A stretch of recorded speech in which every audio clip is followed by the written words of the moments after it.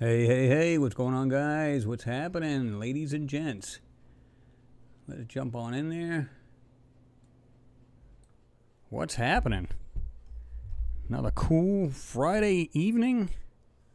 Let's make sure she's working here and get our audio straightened out. Let's see. I like to do the audio test, make sure everything's going well. Okay, we are there.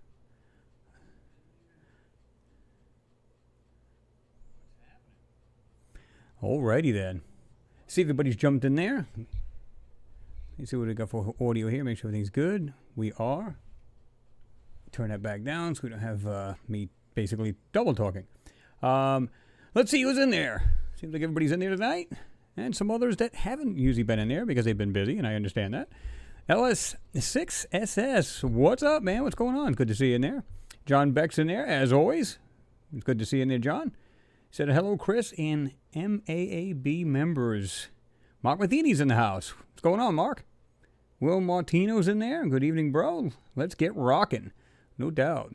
Mimi Reacts is in there. Good evening to you there, Mimi, or wherever you're at. I forgot exactly. You're in Germany, so it's not evening for you. You are later. But, yeah, waving a big hand over to you and the family over there in Germany. Kenny Riley's in there. Said, good evening, guys. Pete Ferrero's in there. Hello, Chris. Interesting week. Yeah, to say the least. Been busy as heck, too. But yeah, I got another video coming out for you guys. In fact, I did it today. Threw it into the editor. It probably won't be on until tomorrow evening. So just look for it then. It's a moon video, by the way. So trying to put something on the other channel as well. So guys, look out for that as well. Let's see. Clerks 93's in the house. Shirley Archaeological in there. Said, hello, everyone. MG Toe, what's going on? I'm so happy and excited to be here. Well, I'm glad everybody is in here. Anth Wallace, evening from another Friday. You? Who's ready for Stones and Stand? Dale Rogers, what's going on? Said nothing on the internet. Glad the show is on. Hello from Kent, Ohio. What's going on, neighbor? Good to see you in there. True Blue says, hi, all. What's going on there, True Blue? Jason McVeigh's in there. What's going on? Hello, everyone. Hello, Chris. Jason Motorhead McVeigh is in the house. No doubt. Richard, what's going on? Mauricio Rocha, what's happening on from Brazil? Chris, good evening. Hello, Mauricio. Hope you're doing well over there in Brazil. Renee Von Oosterhout, what's going on?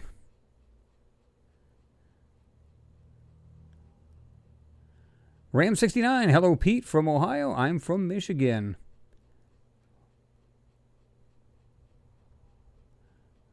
This thing just jumped on me here. God, I hate it when it does this. Let me go down here. Okay, got that. All right, there we go. Let's see. Dale says it's cloudy and 82 degrees. We have partly cloudy. It's about 89. Heat index is about 93 degrees Fahrenheit here. Yeah, it's pretty toasty. What's going on, Kyle? Kyle Harvey's in the house. He says, I'm in. Third eye open. What's going on? Good to see you in there.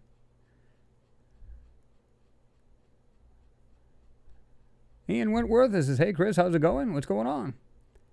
Pete Ferrero says, beautiful 76 degrees, Buffalo, New York. That's actually pretty comfortable. I like the 70s, you know. Between 75 and 80 is pretty comfy, as long as the humidity is not too oppressive, you know. Yeah, it's good to see a lot of places are starting to open. But of course, you know how that goes. There's positives and negatives to that. Yeah, that's what I was just getting at, too. Maybe you said, I hope people still practice social distancing. Yeah. Well, just because things are opening doesn't mean that's it. They're saying the virus is over. So, yeah, still take precautions and stop the spiking. But some people just can't do that. Like going to South Carolina and hitting the beaches.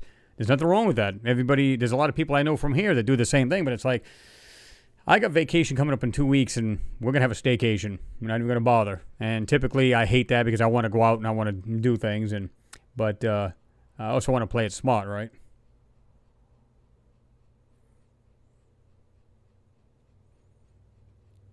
Oscar Cantu, he says, howdy. What's going on, Oscar? Daniel Lee, what's going on? Good to see you in there. Salamda, hi. He says hi. She says hi. I assume it's a he. Forgive me if just let me know which one. I don't want to disrespect you in any way, shape, or form.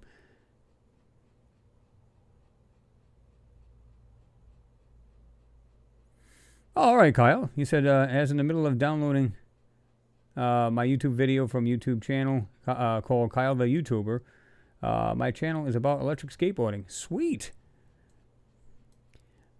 Yeah, I recently got a couple electric scooters. They were like on sale. They were like closeout over at Walmart. They were like $79 a piece. Now, these are probably typically between $300 and $400, and they'll do 16 miles an hour, which is not super fast. You wouldn't want to hit a brick wall or a car at 16 miles an hour, but regardless, hell, I use it, sometimes back and forth to work. Not back and forth because I don't go to work. My wife and I will go to work and drop off there, and then I just ride home. I love it. Yeah, I'd rather do that than be in a car. Unless, of course, it's raining, then that sucks.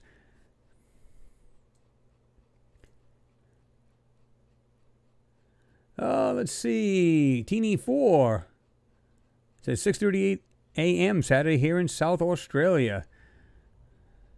Oh, that's a crack of dawn for you guys then, right? What's going on there, William Johnson? Good to see you in there. Dean Brazil, whoop whoop. Got myself another beer. I'm ready for this. Good to see you again, buddy. Well, it's good to see you in there, Dean. Mark Matheny says, how are you, Chris? And all? I'm doing fine, Mark. I hope you're doing good as well. Angel Mist, hello from Florida. Hey, Angel, I hope everything's starting to chill out down there, if you know what I mean. Things have been a little crazy in different states. So I'm hoping, my daughter lives down in Florida, so I hope everything's doing well down there and getting better. Michael Richards says, hello, everyone. Hope you are all okay from the UK. Well, we're doing pretty well over here, Michael. Can't speak for everybody, but I hope everybody's doing well as well. Kyle, you said the T-shirt company has contacted me, so I'm happy. Well, it's good. That's what I said. They'll probably get back to you. Don't worry about that. Because anytime I've contacted them, within a day or two or whatever it took, they got back to me. So that's good. JP Lafort, you said, salute, Chris. Jean-Pierre, Florida. Good to see you in there, man.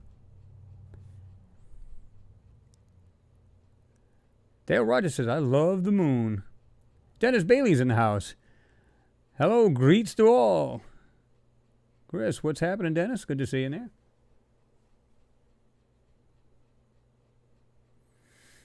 Royal Canadian RP. Hey, man, long-time sub. First time watching you live. I'm in Canada. What's up? What's going on?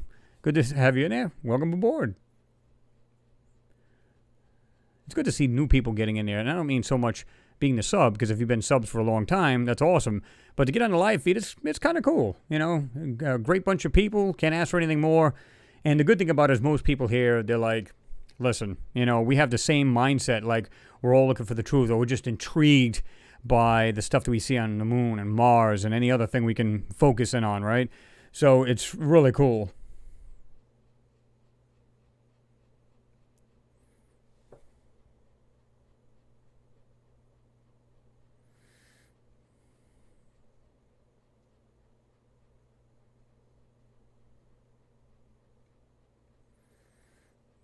All right, another thing jumped in here. Let's go back again. Jack Bruce, what's going on? Hello from Holland, Chris. Can only watch 1 hour. I watch the rest later this week. Well, Jack, I appreciate you being here anyway, man. MG Toast says, thumbs up, everyone. Yeah, I mean, if you guys don't mind, like I notice a lot of people, and you guys can do this yourself. If you look at any video, you can go on the video and you can see, like, let's say there's X amount of views. It's only like a quarter to half of views on the videos. So if you guys don't mind, I know you guys will see a lot of this stuff that you're going to like the content and the video anyway. So if you guys don't mind, when you first get to a new video, just hit the thumbs up. And again, it helps to get the YouTube to actually share the video. So, because it'll put it right there on the right-hand side, suggested, videos for other people to watch. And that's the whole idea, right, is to get the information out. So if you guys don't mind, appreciate you. Mimi, I'm in red line. Philip Withington, hello, everyone. An evil laugh. Ha ha. Take me to your leader or else. Uh-oh. Alien Tenno, what's going on? You said, hi, Chris. Hi, all. Kyle says, I love the look of the new T-shirt of Mars Anomalies and Beyond, so people go get your merchandise. Absolutely. On the phones, like I said, for some reason, you can find it right underneath the videos. It'll have all the merchandise. You can jump on there and select whatever you want.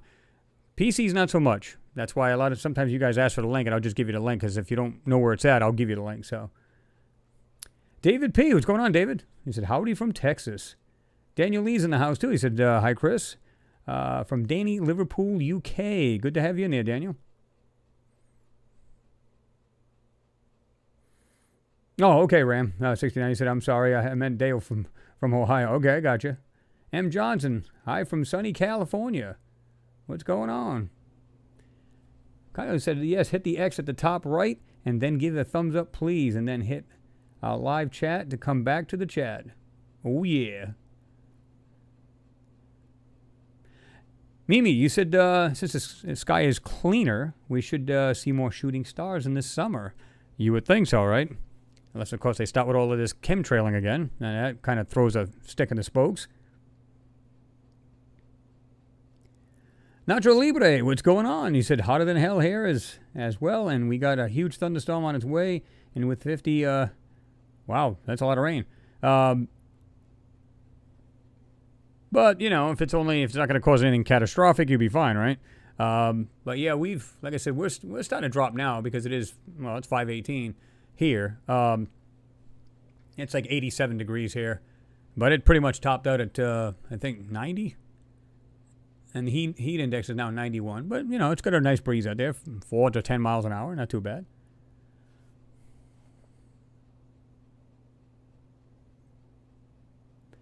We are close to a second wave, Mimi says. Yeah. Yeah, I feel you on the meat factory thing, too. Yeah, it is a big scandal. Like I said, in my store, I mean, the prices are ridiculous, man. You get like 3 pieces of, like, steak, and it's like $36 frickin'. It's like, my God. But then you got to equate it to what happens if you went out to eat in some fancy little restaurant. What would you pay for each dinner? So, in that aspect, you kind of look at, but man, it's gotten brutal. I mean, it's way too much darn money for, you know, just simple, you know, whether it be sirloins, whatever it is you're getting, New York strip, whatever it is. We started just bouncing over to chicken and pork chops for now. I said, let this craziness blow over a little bit. Nacho, you said, so unnatural. You're on live this early for me. Yeah, pretty much for you, right? Greg McLaughlin, you said, hey, Chris, from Scotland. We just had 5 new sightings at the Loch Ness Mountain. I heard about that. And one of them was actually pretty darn clear, right? Did they actually know it's the same one with the big neck and everything on it? Or because it looked like it was just in the water. You didn't really see it coming out too much, was it? The photo I seen was actually pretty clear.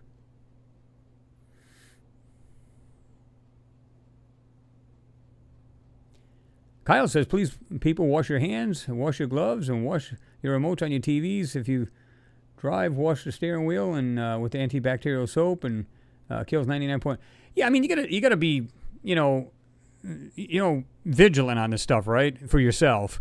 So you don't want to take it home to your loved ones or anything of that sort. So yeah, I mean, just because they're opening up things, people just think, oh, it's time to go buck wild, and that's not what it means. It means to be cautious when you go out to these places, but people just pack themselves in sardines into a beach, and they just think, oh, everything's great. We're outdoors. It shouldn't matter.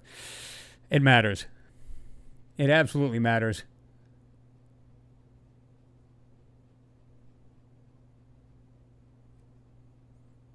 Divine Catalan, what's going on? Catalan? I'm not sure if I'm pronouncing that. I keep messing that up. It's kind of unusual spelling on that. But I like it. Hello, Chris and everyone. It's a hot day, hot one today. 80s getting to 90 today in Spokane, Washington. Yeah, it's pretty warm up there, isn't it? I mean, the weather's been crazy, like kind of spotty. We were getting warmer temperatures back in a month ago. We were like 90, not even a month ago. Hell, it's only been a couple weeks ago. We were getting like 90s up to 100 and just about hitting the triple digits. Like 115 with the heat index. Now it's like 80s, maybe kicking 90, but that's about it, right?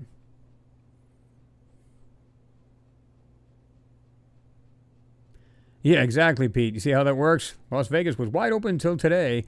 Masks for everyone now. Yeah, because people don't know how to listen, you know? I mean, I'd be super cautious. Gary 420, what's going on, man? Says, hello, good day.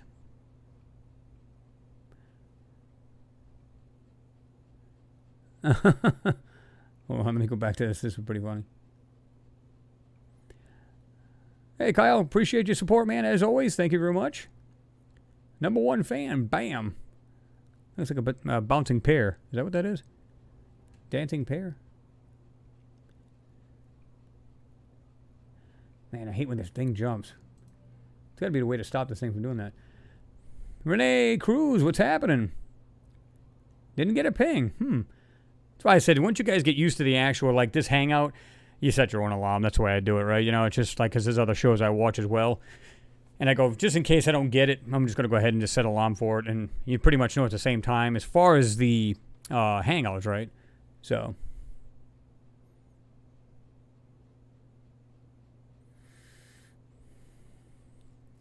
Erica Joy's in there. I said, hey, Chris. Hey, guys. What's going on, Erica? Good to see you in there.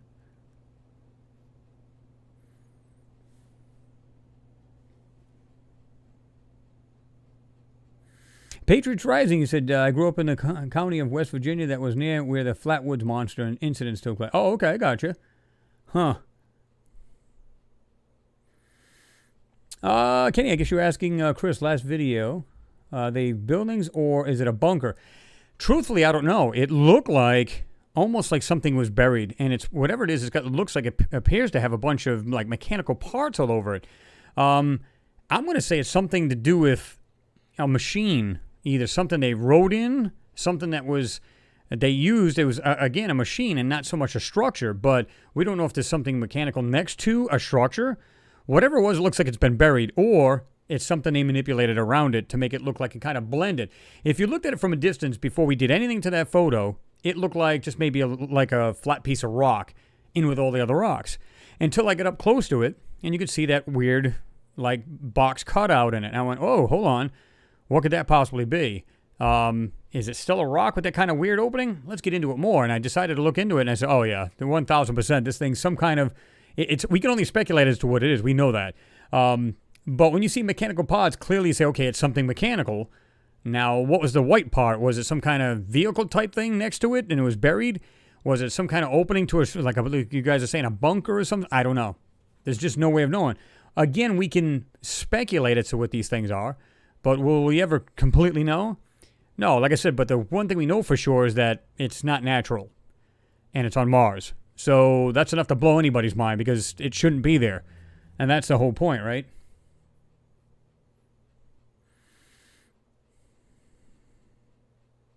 Kyle, he said, PEVs are awesome. That stands for personal electric vehicles, which is true. I watch a lot of that stuff, and like I said, that's what... hell, I got an electric car and a scooter, so go figure, right? Yes, they sent me a small shirt, and I needed a large, and I told them that I would send them back... the small has not been worn or washed. Oh, yeah, you'll be fine. They won't have any problem with that. Yeah, I mean, you know what you need to do, Kyle? You'll probably have to put yourself in a bubble or at least some kind of rubber mask, or not a mask, but a bodysuit, because did you see those scooters that do 70 miles an hour? The tires are like this friggin' wide on the front and the back. It's like, I would not want to hit a small turtle at that speed. You're a dead man, but pretty funny. Pretty badass looking, too. Patriots Rising says, appreciate all you do, my friend. Well, I appreciate you guys being here, and you guys are what make up the channel. I've said this a million times. Without you guys, this channel wouldn't be here. I started it, but that doesn't mean the channel continues on. You got to have subscribers to do that, right? So give yourselves a pat on the back. I sure in hell do. Nacho Libre is all the best people on YouTube is here. That's just a fact. Totally agree with you. Couldn't ask for better people.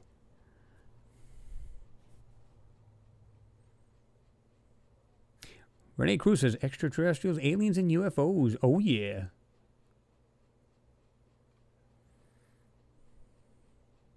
Yeah, Patriots Rising. If you look at that, I mean, you look at the statistics, what they're talking about now. You said wearing masks is more hazardous than not wearing them, and they don't even protect people. And the thing is, if you're going to get it, you're going to get it one way or the other. Because if you look at most of these masks, these paper masks, it goes right in the sides. You can breathe it in and out. Now, it may stop if you have it and you cough into it. But even then, chances are it's going to come out through the top. If you wear glasses and you're breathing, it literally fog them up.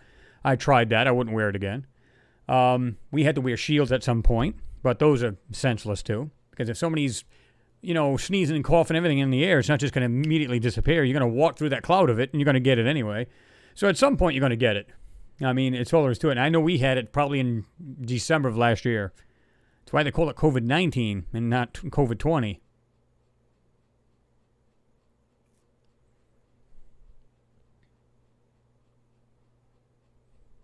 Jason McVeigh says, hit that thumbs up button, everyone. Slam it. Slam it good. Michael Stark, what's going on, man? Good to see you there. So what's up, Crip and Chris and Crips? No. What's up, Chris? Happy Friday, everyone. What's going on? Shirley Archuleta says, I'm not staying out. I'm sorry. I'm not staying indoors, out and about. Mask when needed. And there you go. At least you're protecting yourself. Now, it is not necessary to wear it in the car. You don't need to do that. I've seen people driving all over the place. There was an incident. I don't know if you guys heard about it, but somebody was wearing it in their house. Get in the car, they'd wear it. And somehow they got like, not an asphyxiation, but they literally are just breathing in so much of the carbon, their own, that they actually passed out at the wheel. So it's not a good thing to do. Wear it when needed. Absolutely right. Smart move. Grant McGowan, what's going on? Say, Chris, great to see you. Another Friday hangout. Hope you're keeping well, and everyone else in the chat room. I'm doing well, Grant. I hope you're doing well as well. William says, also always hit the thumbs up. First thing I do for all my subs. There you go.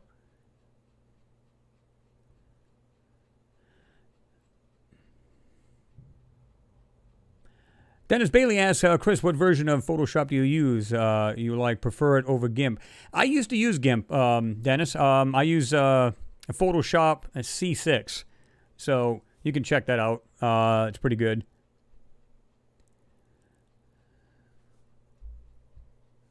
Eric Ouellette, I think that's how it's pronounced. Hey there, from Western Massachusetts. What's going on up there in Mass? I used to go straight up there every time to go see my mom, just over the border of New Hampshire. Just go right up in 495, straight up. 95, 495, straight up. Into 93. Hope everybody's doing good up there. I heard there's weird outbreaks up there too as well, right?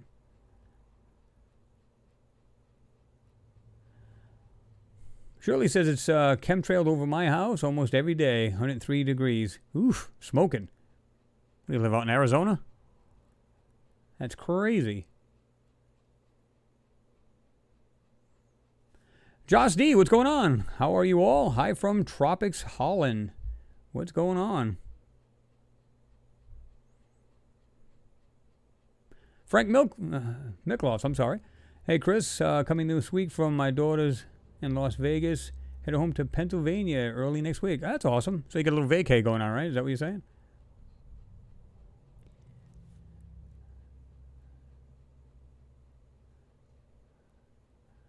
Man, I'll tell you what, I don't know about you guys, but if you've been working all this time through this pandemic and the silliness, then I was ready for a vacation about 3 or 4 months ago, yeah. Yeah, like I said, in about a couple weeks I'll have mine. So that'll be awesome. Be able to relax and unwind. Alien Tenno in Chester, UK, we got chemtrails trailed to hell and back. Yeah, it's like they're back at it again. William, you said beef is always expensive at Costco. Yeah. Well, I heard it's supposed to be pretty decent there, though, but it's going up everywhere. Don't feel like you get raked over the coals when you buy that stuff, because it's everywhere. Let's see. Pete, you said China launched 35th satellite of its GPS system. Last one will no longer need GPS from U.S. satellites. Well, probably shouldn't have to anyway. It'd probably be more precise and, if they use their own anyway, right? Makes sense.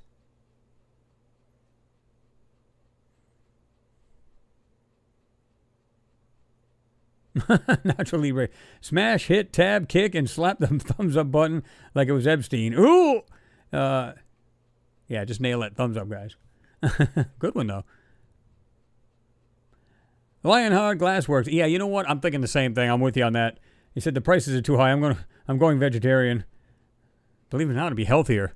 And to be honest with you, I'm trying to segue into it, but trying to find the right dishes and stuff like that to do that, it was it's tough to get adjusted to, especially when you have the same eating habits and diet you've had for so long. But yeah, I agree.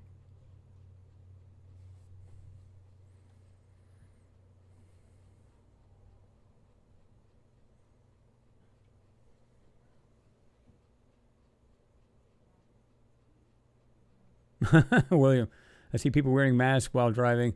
They're afraid to drive through a fog of virus, I guess.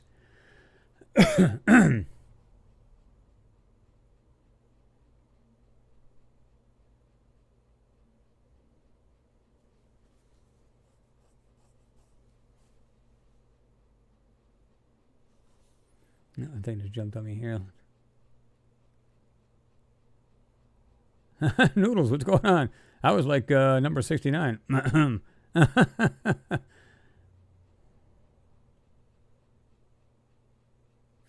Dennis, you said, yeah, you have a very strong New England accent. And here's the thing, I've lived down here for 14 years. No, I'm sorry. No, I hasn't. 16 years. Been down here since 2004.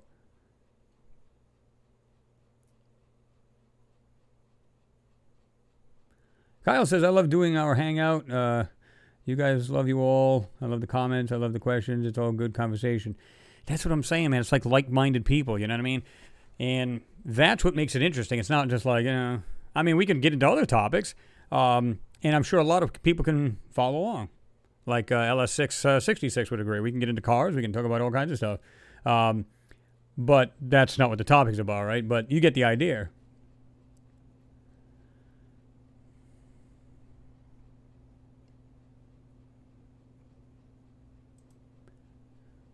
Let me see what that thing just went. There we go.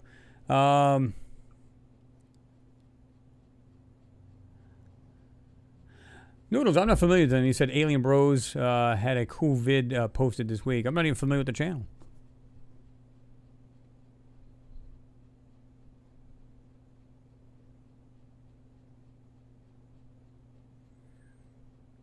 P. Ferrer, you said from Russia, using NASA data, measurable ozone in northern region of Mars between autumn and winter equinox will change measurement of methane levels. Dust on Mars similar to moon electric charge.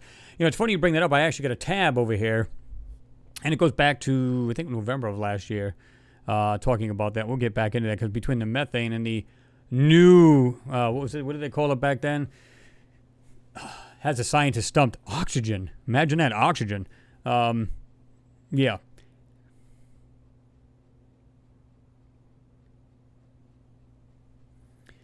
Alien, you said in the end, only the truth will prevail. Pretty much.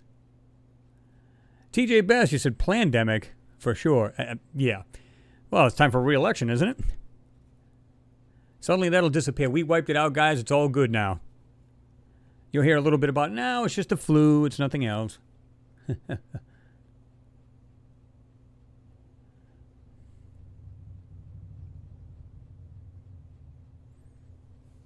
Kyle, you said you could take two-week vacation and analyze more videos for us. Yeah, I mean, I'm going to just try to kick back on that week I got off. It's like actually about 10 days. God knows I need it. I mean, I just need to kick back and not do a darn thing. So there may not be any videos, I'm not sure yet, or a hangout on that week. You just got to unwind and just, basically just be a bump on a log and just chill.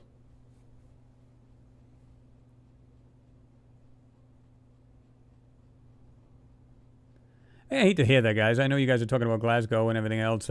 Said Grant McGowan, you said multiple stabbings in Glasgow. People are going crazy in the UK right now.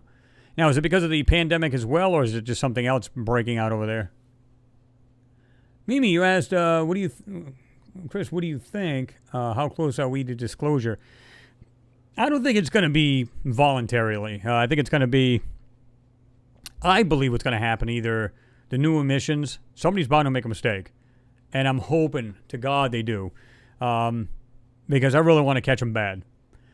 I mean, you hope that you can jump on a page and instantly get, oh my God, or I always had this, you hope it would happen, but chances are it's 1 in 110 billion or whatever that would happen. But somebody said, hey, I want to just slip this to this guy over on YouTube and see if he can make heads or tails of it. Or I'm disgruntled. I'm going to send it to this guy and let him have at it. Let him do whatever he wants. And it's an untouched photo, or showing, or at least exposing more in the photo than they would typically manipulate and obfuscate out, right?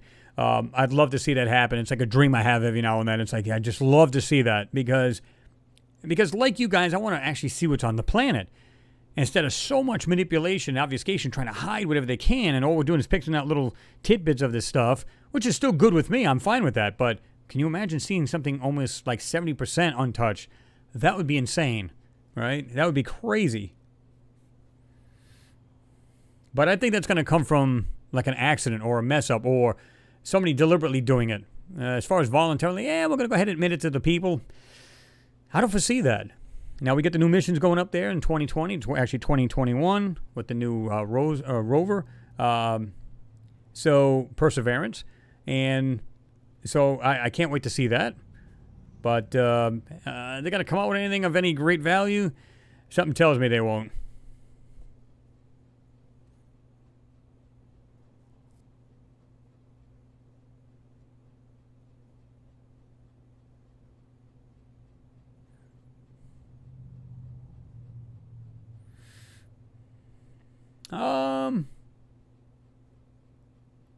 Let's see.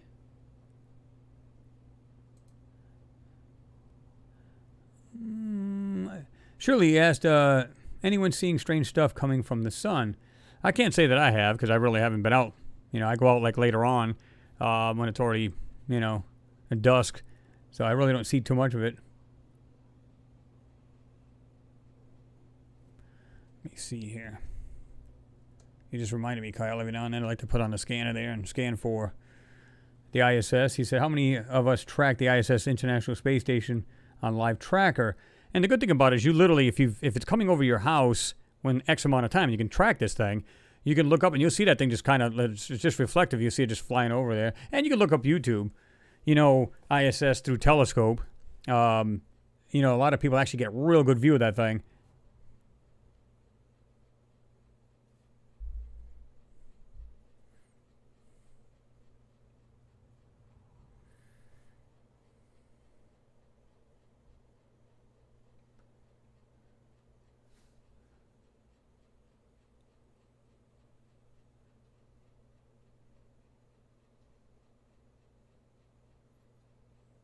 Where did this thing go?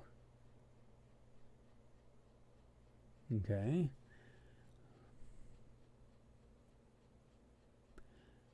Cito Official, I watch your channel every day, and please notice me. Okay. There you are.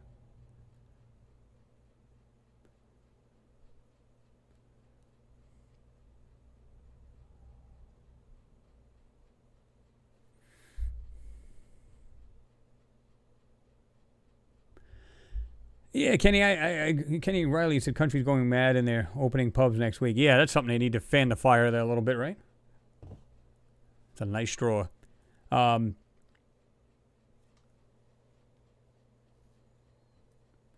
you said I wouldn't be surprised if the full thing would happen in 2020. That would be good. I'd love to see that, right? I seen it, Daniel. You said I sent you a picture, Chris. Actually, it was a gig, the Gigapan you sent me, when I happened to cross. It has what looks like vehicles. I seen it in the background. I took a brief look at it, but I did see it. I was able to actually check the mail today, and it was just early, maybe 4 or 5 hours earlier. So I did actually see it, and somebody else is there. What the heck was it? Dave Havery's photo. I seen his, and I'll probably show a couple of those tonight. And he got kind of mad at me because he's like, "Oh man, you're not getting back to us." I said, "Man," I tell people, "Listen, I'm honest with you." I said, "Listen, I go to work, doing a lot of physical work. I come home and I'll take a little bit of a nap, get back up, and then start going through photos. And by the time it comes, it's like evening, eat dinner, and then all of a sudden it's almost time for bed. Don't really get a whole lot of time. And then there's times where I do actually get a little bit of time. So in between, people feel like they're falling through the cracks, and I'm not noticing them. And I don't mean to do that purposely. It just happened, But yeah, Daniel, I did see it.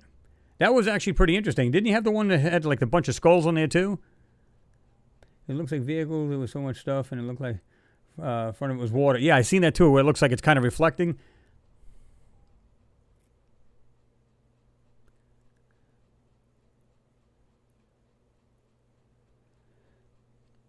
Kyle, you said, I thank you, Chris, for mentioning my comments. Much love for this channel and what we're trying to accomplish, which is a primary goal, to get the government to admit the truth that we are not alone. Absolutely not. Daniel, you said, plus it seems to distort things, laying on top of it, and you can see things underneath it, although it's just distorted. That tells me it's probably water, which is what it looks like. Yeah, I agree. But you know how they do that? They put like an overlay. I'm going to show you something that somebody had told me. He said, I think it was Darren. I think he goes by Darren Duty. He says, you need to check this video out. And I'm going to show you that. It's pretty interesting. And it doesn't surprise me if this is the way they're doing it. And it's just simply overlaying, but it's what's underneath. It's almost like they put this light overlay, and yet you can still see the other parts.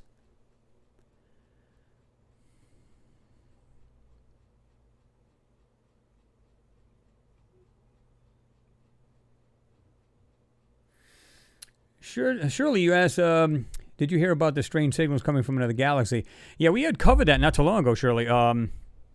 They seem to be getting them every now and then, and they're becoming more numerous. Now, is it because they're becoming more numerous, or is it because they're actually seeing or hearing more and more because they're locked into an area where they've already started to get them? You know what I mean? Like these like basically blasts, like they call them like a blast. It's a signal like poof, like a flash of light. And now they know where to find them, so now they're starting to see them more and more. And if that's true, if they are locking into certain parts of the sky, they know they're centralized. They're getting them from that particular region of the galaxy or whatever it may be. And these things, some of them like every 16 days. It's just weird. It's like a cycle. I'm finding it hard to believe that that's natural, right? To be every 16 days. Like I said, I think it's like the galactic newspaper. They just send out so much information through every 16 days, and it gets everybody caught up. Now, of course, that's pure speculation. We know that. But it just seems a little odd. It's just happened to be time like that, right?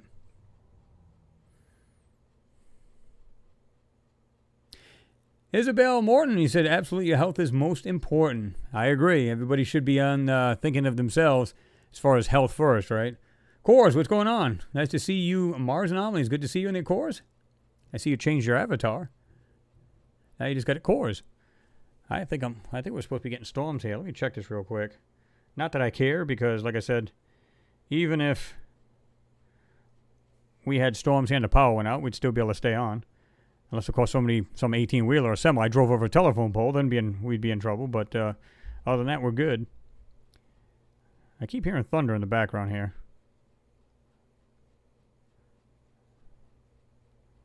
Oh, yeah.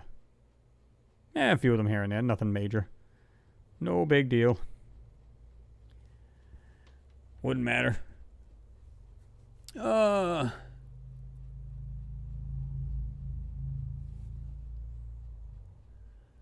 said, I believe all questions are answered when we die because we are part of everything. You don't even have to ask. That question is automatically provided to you, in my belief, in my opinion. Well, yeah, I've said this before. Listen, we're part of something much bigger, and that's the thing people need to understand. And when they start to say, oh, by the way, we found some more super Earths around a star, so on and so forth, there's some kind of life on these planets. Now, it may not be maybe humanoids on it, or it is. But if it's flying things that crawl, things that swim in oceans or bodies of water, it's still life. That, to me, is crazy. Because just life, that kind of life alone, even organics, is crazy because we're led to believe there's no life anywhere. And I don't think any one of us here believe that. I don't.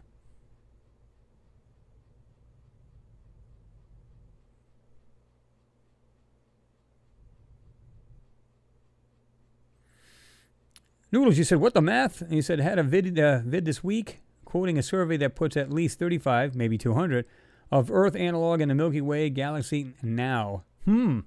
Interesting.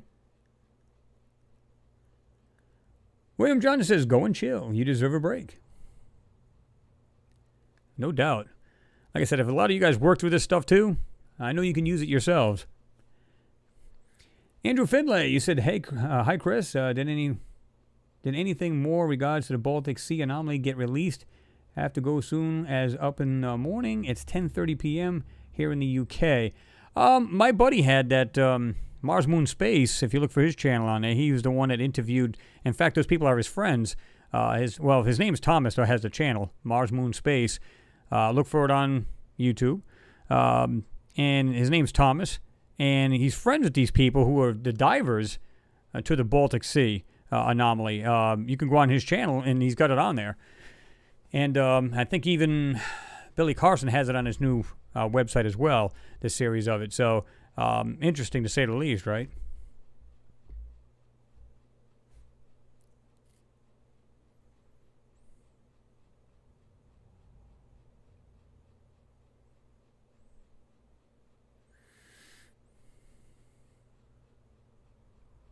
I'm going to jump way down here at the bottom. So if I missed anybody's comment, please let me know. James Cragen, didn't even see you sneak in there. Thank you very much for your support. As always, you said, hi, Chris. I'm a bit late tonight, but now in the house with you and all of the great truth seekers.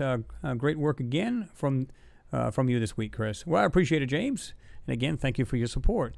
And like I said, guys, I do have a moon video coming out. That's going to be on my Lunar Anomalies and Beyond page. So if you haven't subbed to that, jump over to there and do that. I'll give you the link if you need it. Just ask. And like I said, that one's going to be probably coming out because I got to work tomorrow, but it'll be out in the evening tomorrow. So, check it out. I think you guys will like it.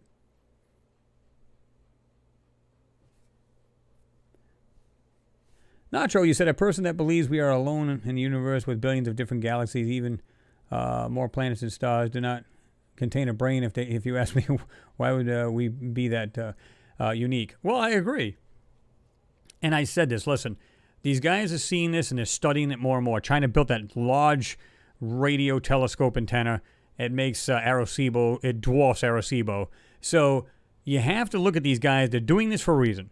And of course, they can steer the LNB or their feed horn, so to speak, on these, just like Arecibo. Instead of moving the dish because it's in the ground, they literally can just move the antenna over the actual parabolic so they can move it any direction they want. So if here's the dish, concaved, they move it over here, it's going to hit the signal from this way. It's going to bounce off opposite. If it's in the middle, it becomes a basically center feed. And if it moves any other direction, it just reflects off a different side. So they're building these things for a reason, guys. I mean, it's not for just, we just feel like just putting these things out. These people are getting these signals and they're going, we want to hear more. We want more of it. So there's a reason for it. And I believe that they got that help signal way back in the day, where they were, it was like an SOS kind of say. I think that probably was real. Absolutely. I can't vet it, can't prove it, but I think it was real. And it would not surprise me.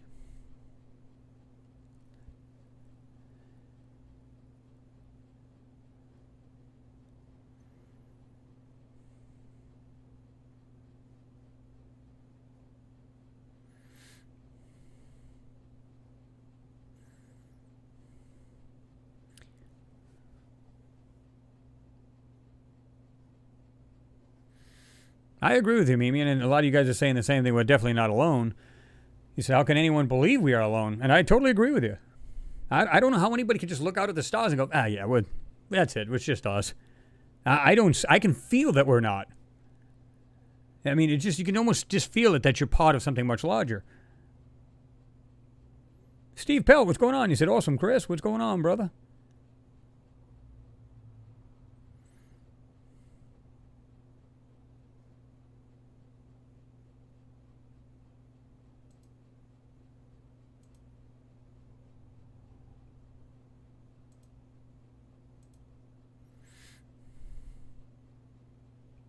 Whoops.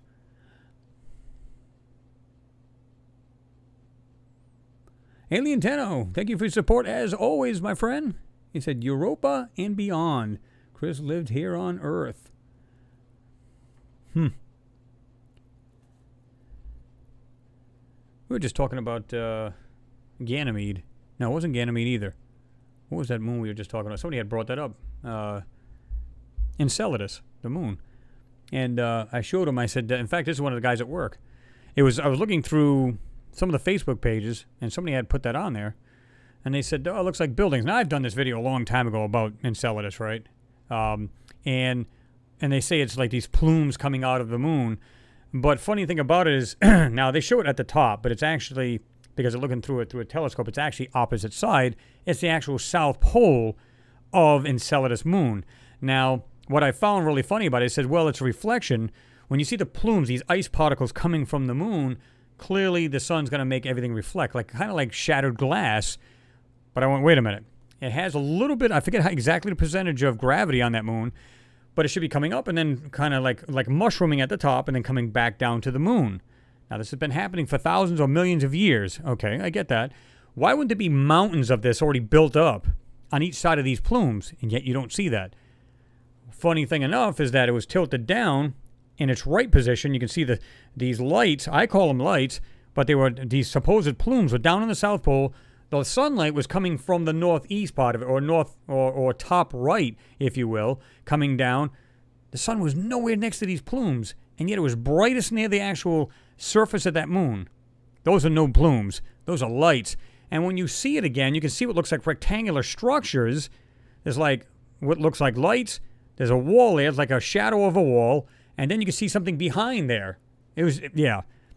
You just have to look it up. You'll see what I'm talking about. Just crazy stuff. Kenny Riley says, you were replying to Mimi with all of the evidence on UFOs around the world. What is it? 5 million people worldwide can't be lying. There's, with everybody having cameras now, they're seeing all kinds of crazy stuff. And the more people see it, they're going, man, I'd love to catch one of these things. So they're like looking to the skies, right?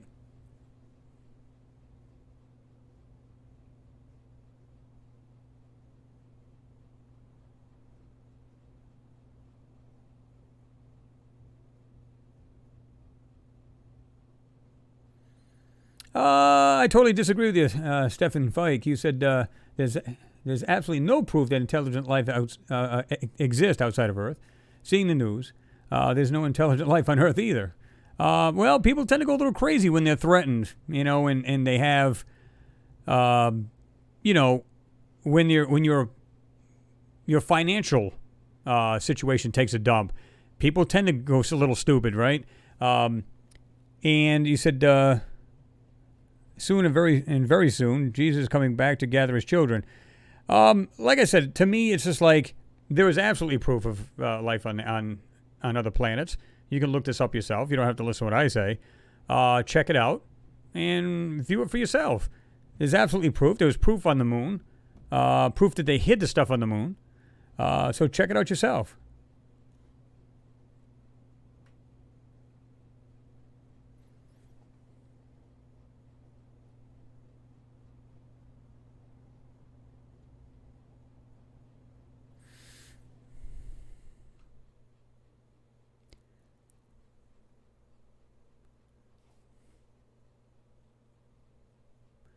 Kyle said, gullible people think that we are alone. They're just gullible.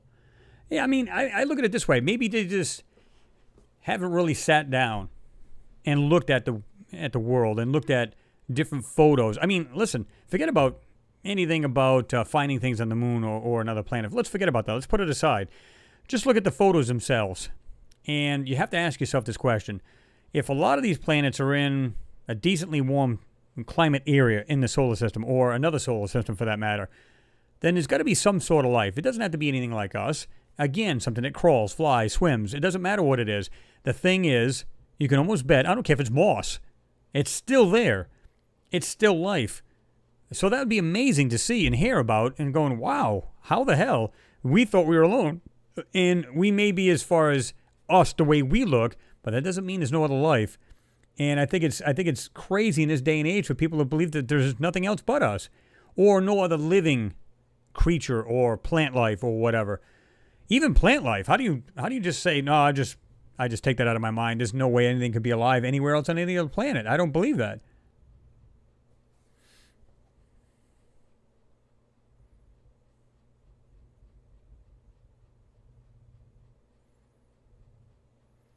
I truly agree with you, Dennis. You said, no doubt, microbial life exists on other planets. Yeah, it's at least microbial. But if it's microbial, is there macro as well? And then if that started off, so on and so forth. We don't know.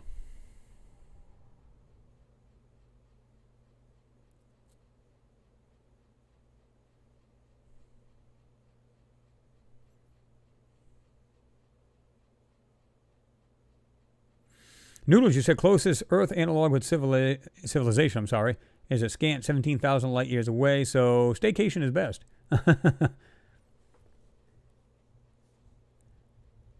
Daniel, you said, I knew you would get to it. I know you're busy, have family things too, and work. Yeah, I mean, and sometimes people get a little offended. They think I'm disrespecting them by not getting to their work, and I don't mean to be, If I didn't work at all, no problem. You'd get a little bit more videos. I'd be able to answer a lot more. I just got a lot going on. I'm a family man, just like a lot of you folks, whether you're, a mom, a dad, whatever, you got life. It's what it is. Mimi, you said, Chris, I always believe that there's something going on. Yeah, I mean, it doesn't have to be conspiracies either, right? It's just like, you can just feel it. You can look out into space. You can see just the photos of different planets, and that's all you got to see, right? Solar system is beautiful, and I think it can be scary at the same time because we just don't know enough about it. Well, we as the public may not know what the scientists know, but just some of the things we found, like on the moon and on Mars, is just like, wow, what really happened on this planet or this moon, right?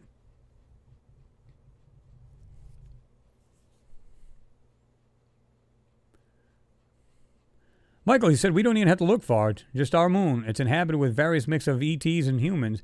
So is Mars and every other planet and moon. Yeah, I mean, it doesn't have to be life as we know it, right? It doesn't have to be anything like us. It could be, again, plants. Simple as moss on a rock. That's all it needs to be. Or microbial. That's life. People, no, there's no life. Well, it doesn't have to be like us. Again, something on macro level or micro level.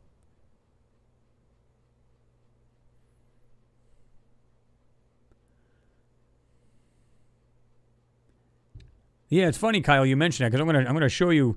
Somebody had written to Neil Armstrong, and I'm gonna show you that letter. This is funny because that you mentioned it. He said, "I know a guy who thinks that the moon landing was fake." It's like what? The moon landing was fake? It's not faked. Oh, definitely not. I mean, some people will believe that. Again, these conspiracy theories going around. Oh, they never been there. Okay. I've seen parts of it, Kenny. He said, anyone seen Close Encounters of the Fifth Kind, Dr. Stephen Greer? I seen parts of it and how they would, and I never did get back to it, but pretty interesting stuff. Alien Tenno, Enceladus has a warm core. Yes, and that's from the planet pushing and pulling on the gravitational forces. And they say that the core itself is hot. So this is what's crazy. Okay, so it makes sense on a scientific level that they said there's a large body or ocean under the supposed icy core, right? Okay, I get that. But how solid can it stay to a certain degree? And you say, well, it's still very cold out in space, so it makes sense. Okay. So you've got these plumes coming out from these this warm lake or ocean, whatever it is, this body of water, under the surface. Makes absolute sense. Comes out, turns into ice crystals immediately. Okay, but then they say it comes back down like a plume and it just falls back to the moon. Okay. It's been happening for millions of years. Why don't we see like a mountain around these plumes? We don't see that. What we do see is like these perfect, almost like you can see like a real narrow, and it spans out like an actual beam of light, like a high beam floodlight, only much brighter than probably any light we have ever seen, other than the sun. And then when you look at some photos, they have that weird, like rectangular pieces, like something's right behind that light and is casting a shadow in the background. Well, how can that be? It makes no sense. What's casting that shadow? And when you see it, it does not look like water droplets or anything, and it's a real clear photo. And yet, people believe that those are plumes.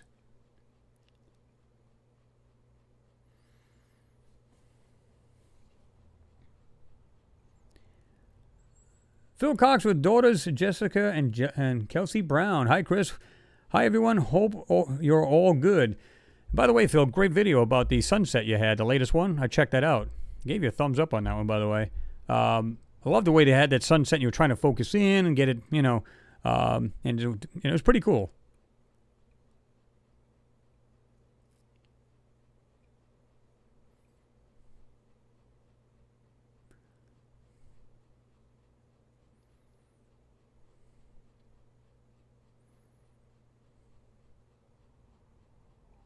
Oh, there we go. I think they jumped me in.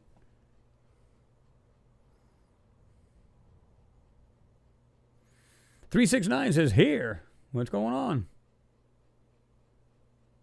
Yeah, Steve Pell. Yeah, ice fountains. And, I'm okay with that theory. I really, science is science to me. I love science. And again, though, I'm thinking, it's kind of like a volcano. It starts off just exploding out of the ground, right? And then, of course, lava spews up in the air. And then you get a mountain over it, and you get a crater. So there's a mountain around this actual lava, and it hardens and everything else. Makes sense to me. Well, the same thing should happen like an ice plume. Okay, it comes up and then builds up over time. Ice settles. It keeps settling. Next you know, you get these mountains of ice, right? And yet you don't see that. I don't see it at all. And it doesn't look like a plume per se, like it's kind of scattering. It's just like a beam going out. That's it. You don't see anything else. Let's see.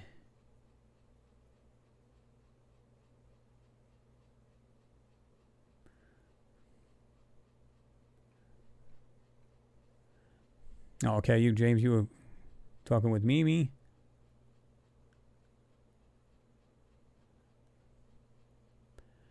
Kyle, I'm not bragging, but I probably know more about extraterrestrial entities than most people in the world, you say. Well, I mean, if you study something long enough, I don't care what it is, you're going to be pretty knowledgeable. You know, as long as you get it from a good source, of course. Then, yeah, absolutely.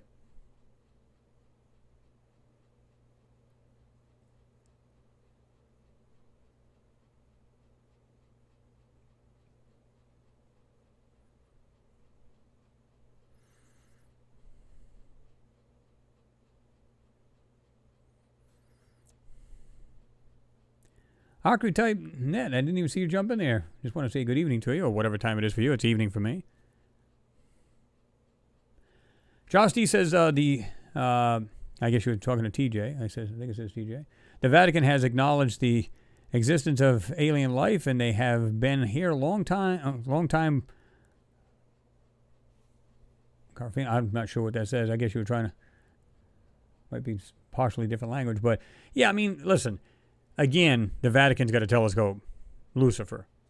Okay? What do they need one for? Before, remember they denied it. Oh, there's nobody else. If anything, there'd be the devil or, demons and whatever else. Now they're like, oh, yeah, there's actually priests now that will talk about, yeah, we believe there's existence of aliens.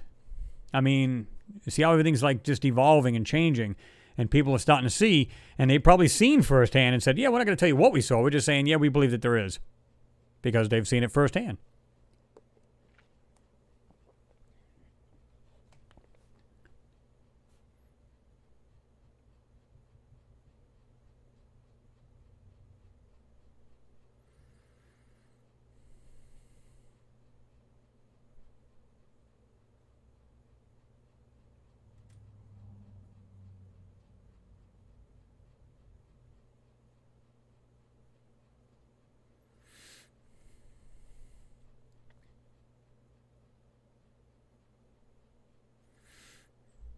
Phil Cox, you said, thank you, Chris. It's greatly appreciated. No problem, man. I decided to bounce over to your channel because I was like, I was just watching everybody I'm subscribed to, and I just happened to look, and I was like, yeah, I haven't checked it out. Let me just check it out. And I was like, that's pretty cool.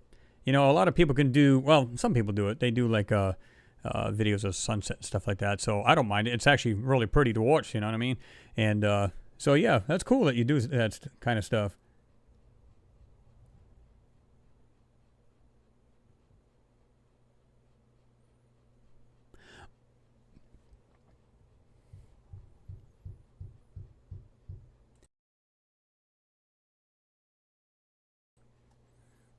Let's see. Mars Times, he says, what's your take on the 6 million year old tiny human fossil found in Antarctica? I don't know. I haven't really looked into it, so I can't give you my honest opinion. Pardon me, my throat's dry. I don't know enough about it to be truthful with you, so I'm not going to give you an answer on that. Steve Pelt, outgassing. Yep. Well, I mean, let's keep it friendly, guys. 369, I know you're saying, well, Kyle doesn't know all about it. Listen, if you're actually, trying to bring truth about what's out there, then kudos to you guys for doing it. It's not about, pecking order here. It's about, it's like my channel. I don't compare it with anybody else because, I think I'm doing a good job to trying to get the truth out. And a lot of you guys will do the same, right? You're thinking, I've got some good information. I want to share it. Kudos. That's what you should be doing. But to sit there and be like, oh, I do more than you, and come on. We're all grown-ups here. And like I said, 369, kudos to you. I mean, if you're showing it, I haven't seen your channel. You may have some really good stuff on there. I haven't checked it out yet. But that doesn't mean nobody else is doing it either, right? So I think if everybody's doing this and they're giving their honest opinion and honest views and showing stuff that's honest, then yeah, kudos to anybody doing it.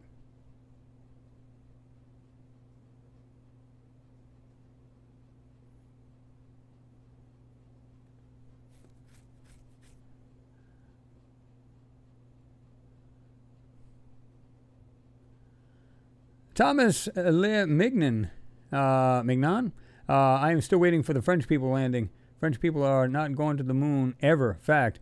Well, it doesn't mean it won't change, right? There's a lot of actual countries starting to do this more and more. Want a piece of the pie. They just want to say, we can achieve that. China's done it. Russia's done it. They're going to Mars, not just the moon. But as far as now, I don't know if you're talking about manned, but regardless, I mean, if you can get to the moon, whether it's with a lander or rover or whatever, it shows an accomplishment for any country. And trust me, I believe France actually has a lot of, they have a hand in helping build different parts of landers and rovers and stuff like that. Look that up. I'm almost positive they have a hand in anyway, so it's not like they haven't accomplished anything, right? 369, you say, hi, Chris Ladd. Good to see you kicking it for the people. Oh, good to see you in there, man. Like I said, it's all about getting the word out and the truth to everybody. So, like I said, kudos to anybody doing that.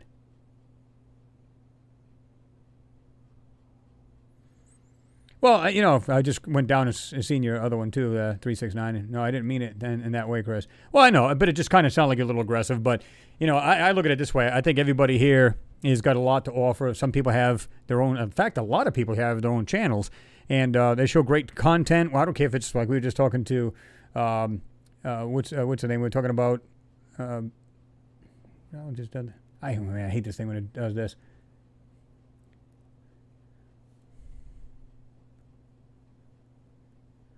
Let me go back down. Where's the thing supposed to be here? Here we go.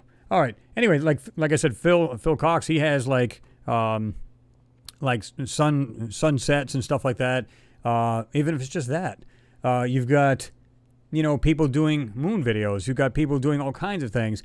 And I don't take nothing away from anybody because basically they're showing what they believe to be real. Now, I don't think anybody's going to be better at the other unless, of course, they're trying to BS the people. But other than that, nah, I don't take anything away from anybody. But no, it's cool. We all cool here. Charles D. Sorry, Chris, I can't type on a frickin' phone. I don't know about you, but I got an iPhone, and I swear to God, that little QWERTY on that thing is just crazy.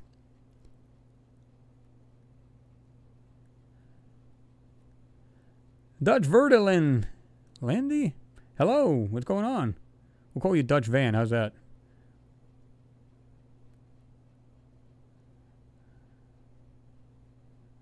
Archetype Net. There you are. Howdy. 11 p.m. in the UK.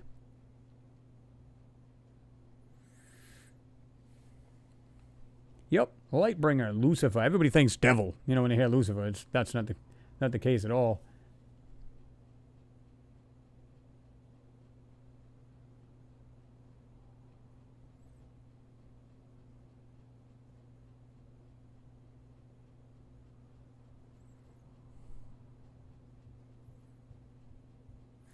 Kevin Snyder.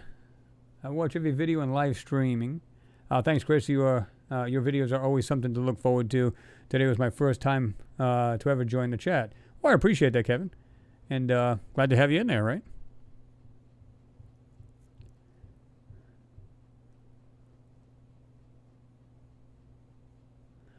Kyle said, well, let's not deny that we're at the moon looking for rocks and we're scrubbing the photos for what reason? Because there's more than just rocks. And truth right there. I mean, again, it's kind of like Mars. Anybody we can call what we find Humpty Dumpty for all I care. My thing is, what would be the need to scrub any photo?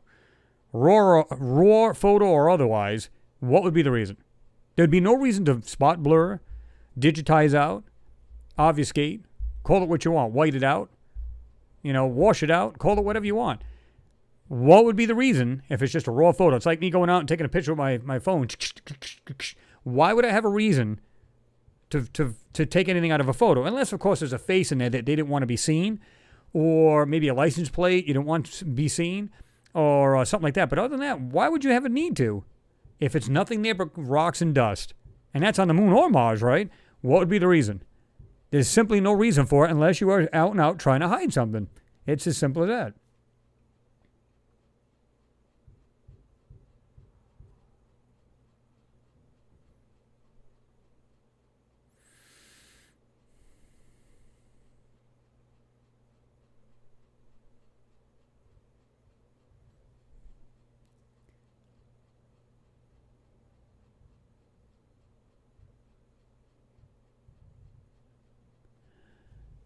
Michael Stockey said ETs aren't afraid of us. They're just giving us a chance to grow up and evolve to a higher level of consciousness. And I believe that's true in a sense because, Michael, because when I think about that, people are like, well, if there was ever aliens, they'd come and annihilate us. And I don't believe that's the case. And we talked about this before. And I don't believe that's the case at all. Again, they're far beyond that. You can bet if they're so technologically advanced, they're ahead of anything that's monetary. They're ahead of anything that's, that's limitations. It's like yourself tomorrow. If you won the lottery and you were so filthy rich you didn't have to do a thing anymore for the rest of your life, how much stress would you have on your life? Probably none, unless, of course, you did something stupid with your money. But if you put it in the right spots or just put it in a couple good banks or whatever, and you just live off the interest for the rest of life, you can't stress about anything. Now, I want you to pretend there is no monetary. You don't have to worry about money and paying your bills, this, that, and the other. Wars would be over. You wouldn't have to fight over resources. Because maybe they've surpassed that. And everybody in the world's got the same exact fuels, and they don't have to buy it. Maybe it's something they can produce with machines. They no longer have to dig for fossil fuels and stuff like that, and gases and every other silly thing. They're long surpassed that. They see us as cavemen. They don't see us as a threat. They can annihilate us any time. They haven't. So that tells you that if they wanted to do it a long time ago, even back when we had no technology, they would have wiped us out then. And that doesn't seem to be the case. If anything happened here, is catastrophes after catastrophes, whether meteor strike 65 million years ago, earthquakes, giant volcanoes, whatever, and just, left us in basically a nuclear winter kind of thing. Who knows? But there was problems along the way in our history that killed us off, at least almost all of us, and then, of course, we came back. At least, of course, according to the ancients, that's the way it went down. But, again, no time machine, can't go by and check that out, right? 420 Alien, you said, hey, Chris, hi, everyone. What's going on?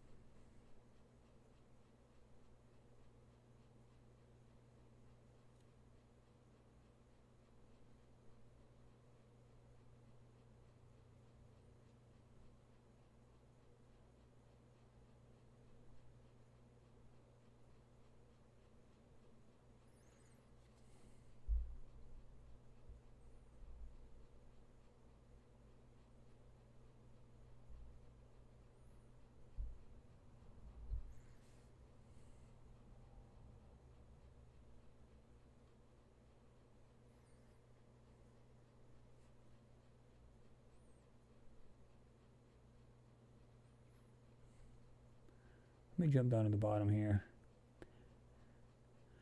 HSTOS1AV, you said I missed that last week. Not this week. Hi, everyone. What's going on, man? Good to see you in there.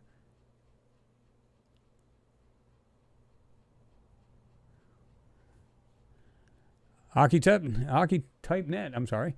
The Utopia of Star Trek Federation. Still wars over resources. Again, picture that gone. Let's say we had like this, power generator that everybody can use in their house, like small versions, and then in big versions that they use in, spacecraft where you just fly around with, and in the future, that is. And they were, you surpassed all of these things that you are stumbling on right now as a human race. Picture that all gone. You can literally get together as a human race, and maybe this is what they're waiting on. to get out of the Neanderthal stage and actually join the Federation, if you will, right?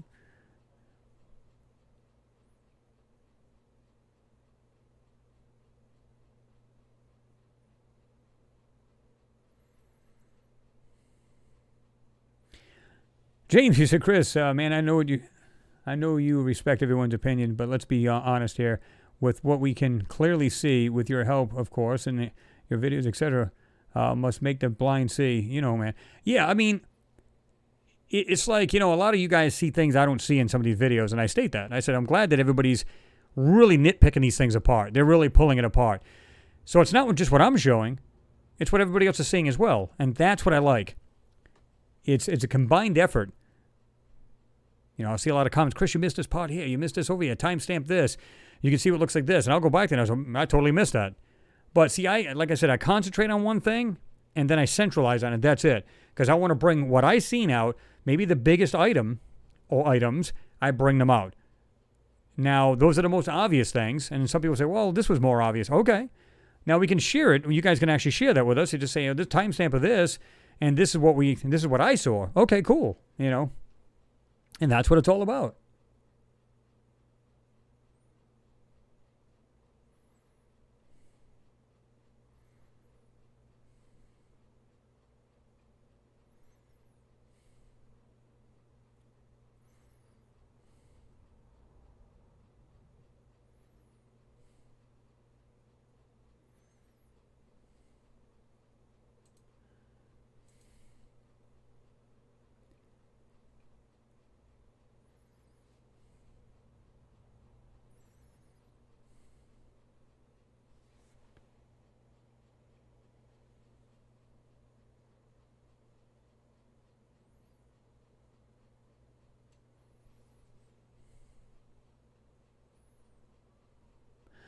Josh D said it seems 100% clear that there were advanced civilization before, as the evidence is everywhere. It seems as clear as they lived in the other places in our solar system.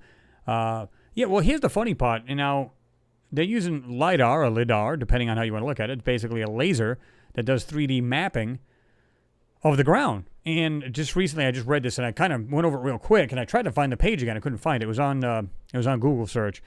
But it said they found 7 or 14 more pyramids in the Egyptian areas. Like, I'm trying to remember what was the other one they found. Crap. But anyway, it doesn't really matter. I don't know if it was in the Giza area, Giza Plateau, or if it was around Egypt itself. But 7 to 14 of these. And by using this Lidar, which basically penetrates the ground a little bit, and of course the trees and everything else, and it shows like a 3D mapping. So interesting to see that kind of stuff.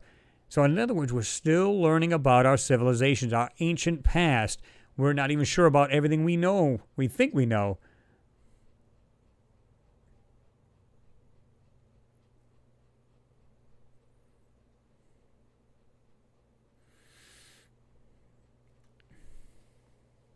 $321 Catbox, New York City.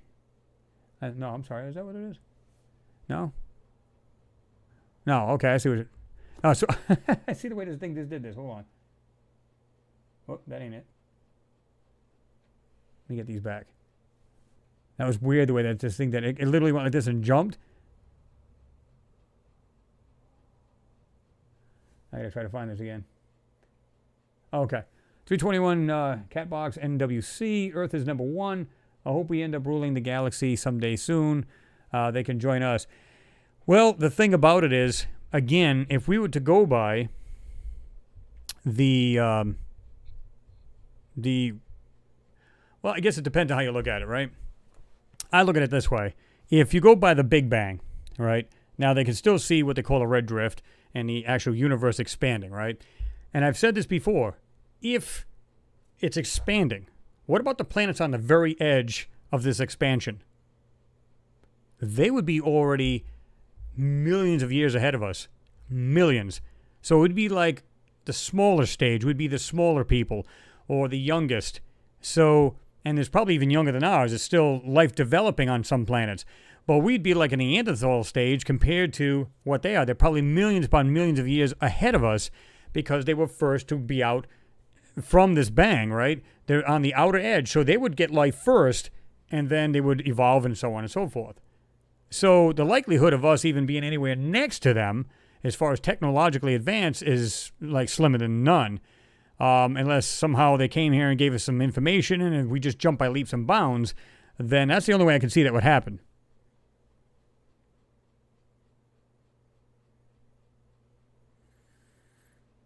Archetype Net, you said I've been using GIMP software as I don't have Photoshop and have managed to pull out some interesting stuff from Mars and Moon photos. Yeah, absolutely.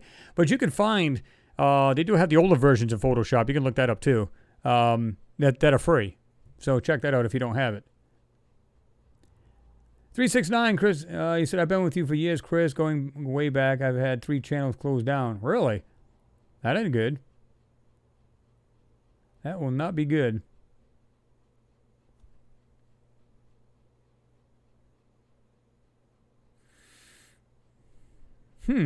You also said there is no moon. It is a lamp on a craft. That I'd have to see. Because I'm not so sure about all that. Again, I'm not saying it's out of the realm, but it's something I would have to check out myself, right? It's kind of like yourself. If you hear something, you go, not so sure about all that. What would you do? You do your research into it. So maybe I'll check that out.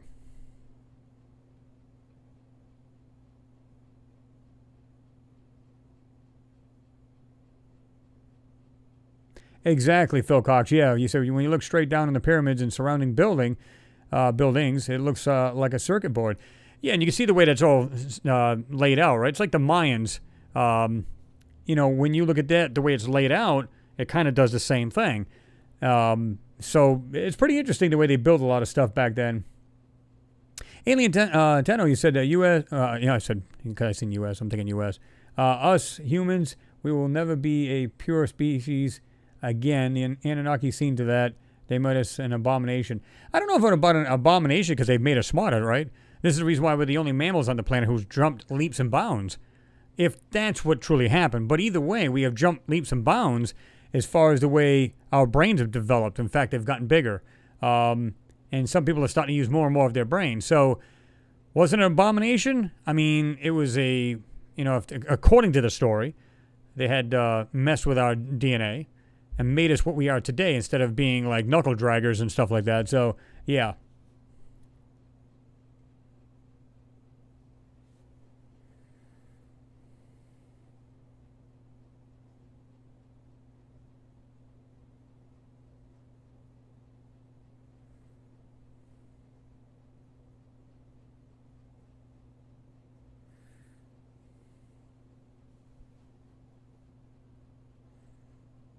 Robert Orr, said, hey, Chris, repeating myself, what is your take on a view of the climate and the term 4 seasons? Can't we have it both ways, like green hell with no green season, I guess it is, and black civilization cities? I'm not sure exactly what the question you're asking here. You on the climate and the term 4 seasons. Can't we have it both ways? I don't know if you want to reword that. I'm trying to exactly figure out what you're saying there. I get the 4 season thing. I'm just trying to make sense of the whole thing. Ian the Welder says, what I don't get is if they are so far away from us and they are so advanced, then why are they not advanced being so far away from them? I said, then why are we not advanced being so far away from them?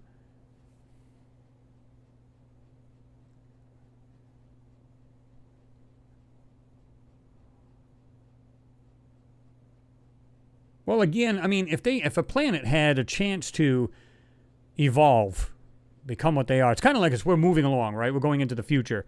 You look at your phone and you go, oh my God, they're so technologically advanced compared to the computing power they had back in the 60s or the 50s or 40s. One computer would take up the whole wall of this room and maybe a couple of walls of it easily. And now it's in a cell phone or in your watch, your smartwatch. Same amount of power. So we're jumping by leaps and bounds. Picture in maybe 50 years from now what a phone will look like. Probably won't even need it. Probably all in your watch. Won't even need that. And maybe a small implant that goes in your ear or in your brain and it goes right to the internet. Who the hell knows? They're trying to do stuff like that, right? But picture yourself being the first planet or civilization to evolve on the outer edge of this Big Bang. Picture that. You'd be so far advanced because you've overcome so many things. Now, some civilizations don't, according to some scientists. They say basically their civilization will implode because they get too large. They implode. They either fight over themselves, or with each other, rather, or with themselves, and they basically implode, and the civilization doesn't last. But if they do it smart, and they advance themselves, so on and so forth, and become together as a collective, and they become a super civilization, and it's way out there. You're talking millions upon millions of years. We're just so far behind, we can't even see our rear ends. I mean, you picture what the cars are like today, the technology and the spacecraft, and you think about back in the 1800s when they first came out with this first battery-operated car, and then we went to steam, so on and so forth, and we evolved. One weird thing is we're still using the wheel.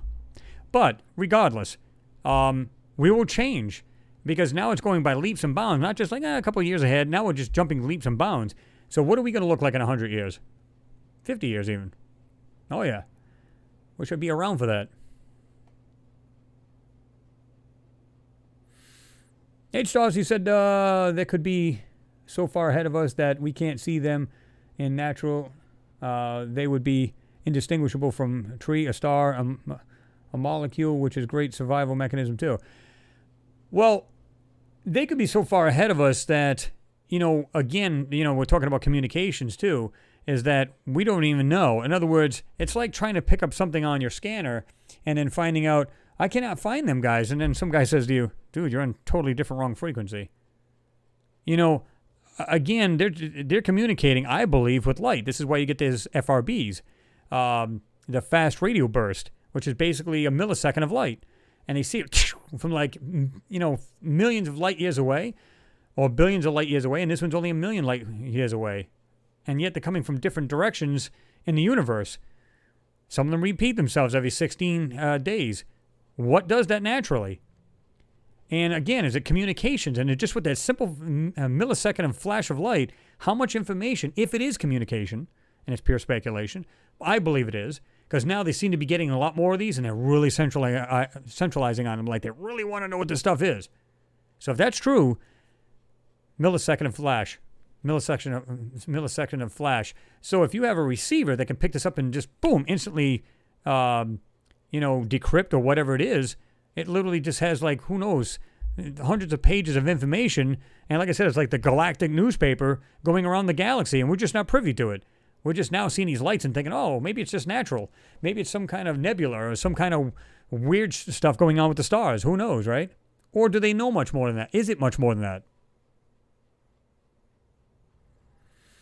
321 Catbox NWC. Take care all, and thanks for the stellar work, Chris. Well, I appreciate you being here, and thank you for the compliment. It is appreciated. Lightning Watcher, what's going on? Didn't see you sneak in there. Good to see you in there.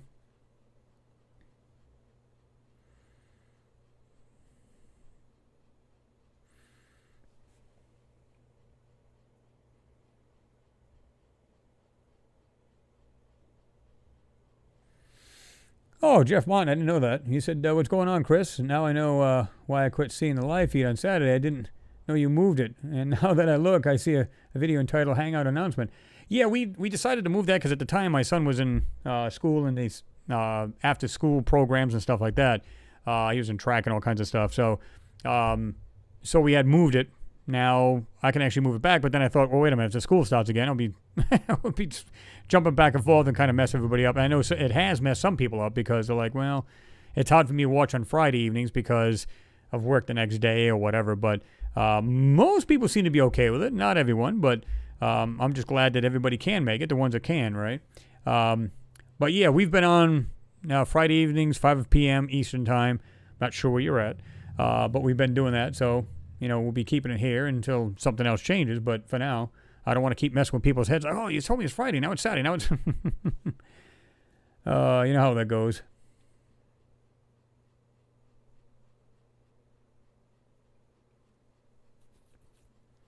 What's going on, Adam? Morning and family, Chris. Hope all are well. I am doing good here, Adam. Hope you're doing fine.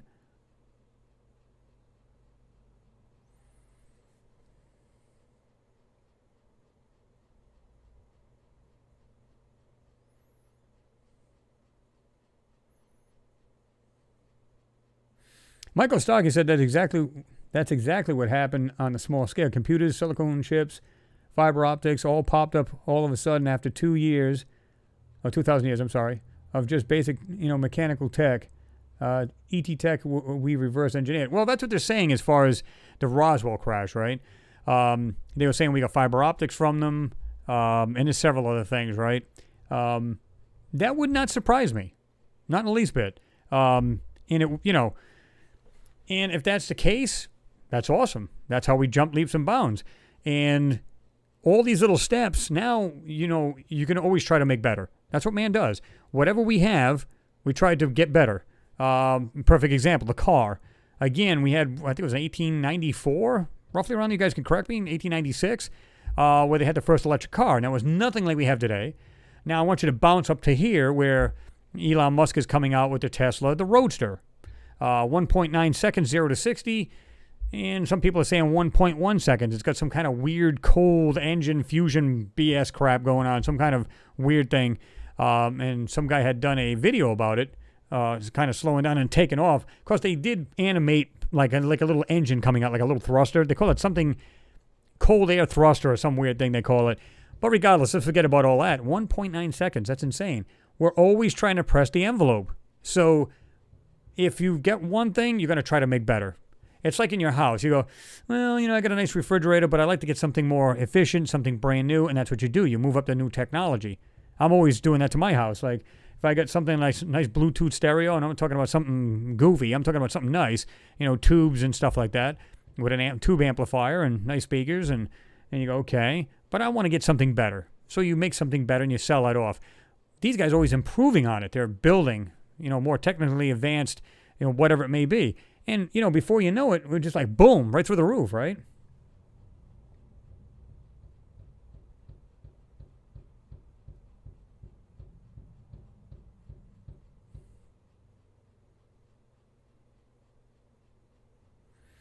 Yes, Pete. Yep. Virgin Galactic just signed contract with NASA to supply ISS. And you can see what they're doing. I mean, in fact, they just did a test flight over, what was it, one of the deserts or something like that? One of their crafts. And so they're doing the same thing, man. They're, again, progressing faster, more technologically advanced. And that's how you get better. It's all about trial and error. Some things happen. People die from these tests. Of course, that's the last thing you want to see, but that's in all of the, testing and stuff like that. That's how you progress. Of course, you should do it robotically so nobody loses their life, but you know how that goes, right? You can hear my neighbor over there banging. I think he just got himself one of them big sheds and stuff like that, so he's putting shelves in it. I don't know if you guys can even hear that, but pretty funny. Let me see. This thing jumped on me, so I'm going to go back here, and then I'm going to jump back down. Let me put that where that...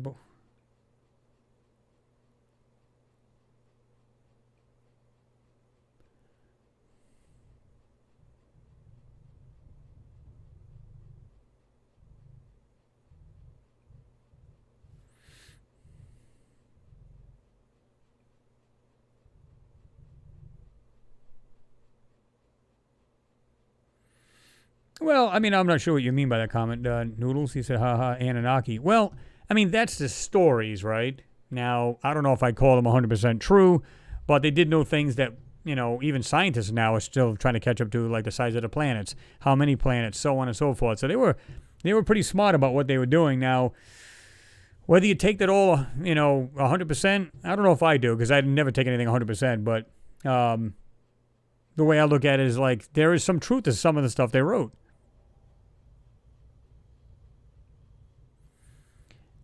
Mimi, it sounds like a bucket list. I wish I could visit the pyramids. That's on my bucket list. Let me jump back down here, so if I missed anybody, just comment again.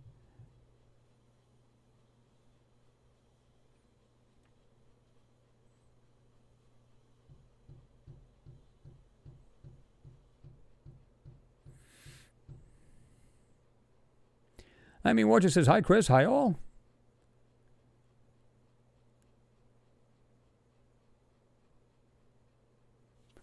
Let me see. Yeah, good call on that, Architect Nat. You said on Praveen Mohan's channel. if you're into ancient architect. Yeah, he does really good work. I love his work.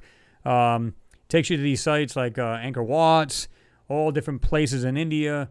Shows you these statues and stuff that's been carved out and stuff that could be only like technologically or machined. Stuff like that. Does really, really good work. Good stuff.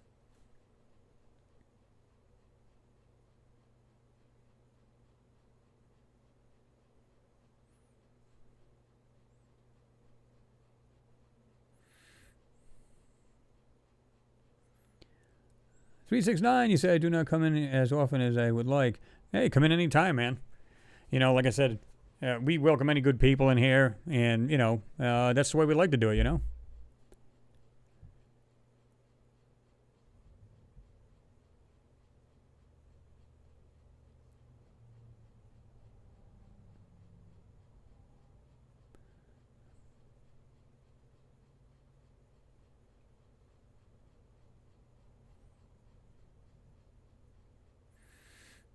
Oh, who banned you, 369? Mike Hoover, what's going on? Just checking in, Chris. He said, much love, guys. Good to see you in there, Mike.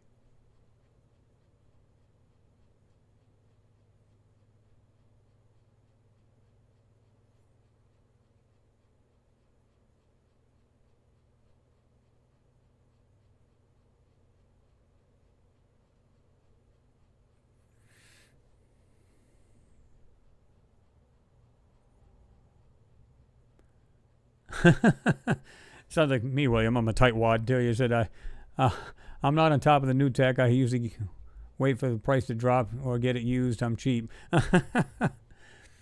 Yeah, sometimes you got to do that. I mean, you know, especially if it's anything like I'm an audiophile. I like to listen to all good stuff, and you know, even if you get like these little Bluetooth little amps and stuff like that, you know, pretty interesting little pieces there. You know, this is like a little amp, and you can see it fits right in the palm of my hand. But that's like, you know, I forget what the hell this one is here. It's got such small lettering on there. Yeah, this is a little 100-watt amp. Now, I believe that's at 4 ohms, but still, that thing sounds phenomenal. Crystal clear. Put yourself some real nice speakers on it, and it sounds friggin' awesome. And I believe it's like 9 to 24 volts you can pump into that thing, so obviously high voltage will give you more output. But, you know, little things like that, people think they got to run these huge stereos to sound good, but they don't. It all depends on how you set it up, right?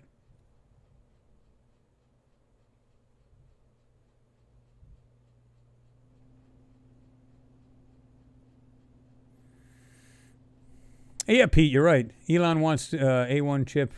It's supposed to be like AI, rather. I'm sorry. Chip installed on the brain to help in Mars exploration. Well, I mean, he said he wants to have it too, so we can just literally just download it right into your head. So in other words, you're sitting there thinking about something. I wonder what Mars pictures look like today, and it's like just download it into your head kind of thing.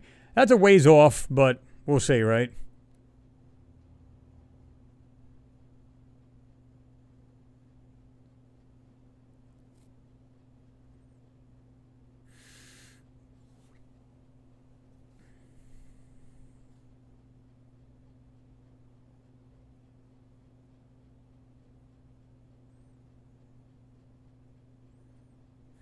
Daniel, you said I wish I could visit underneath the pyramid and see if there's anything in the chamber.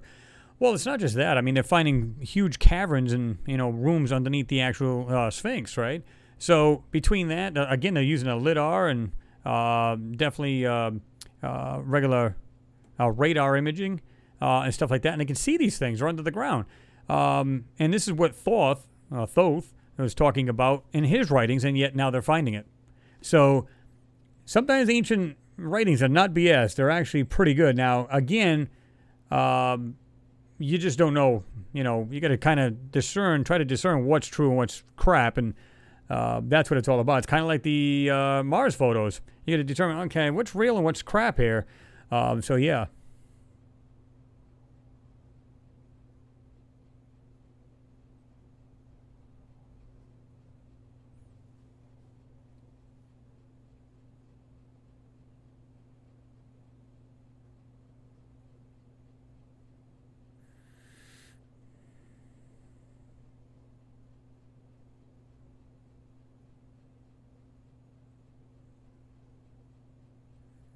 That's the only way to do it anyway, William. You're talking to Phil Cox. You said, I get my cars used and fix them, fix my own appliances. Yeah. If you can do that, that's the way to do it. I disagree with you on that, 369. You said there is no Mars. He ain't going anywhere soon. I disagree, man. And, of course, this is my opinion. I know you got yours, too. But, yeah, to me, that's, the planets are real. The moon's real. I mean, what's really funny is I see people looking at the moon, and then they'll claim, well, who was it before? Last time was saying this. Oh, God. He was on a long time ago. Anyway, he'd see UFOs and everything else, and he says, no, the moon's a hologram and everything else. I'm going, man, has he flipped his lid? The thing is, these are real. They bounced lasers off these mirrors that they put on there. And the fact that it is real, they can measure the distance from the moon and Earth, and they know that the moon is actually moving away. It's like an inch every year. So they know this. It is, in fact, there. You just have to look this stuff up. So I have to disagree with you on that.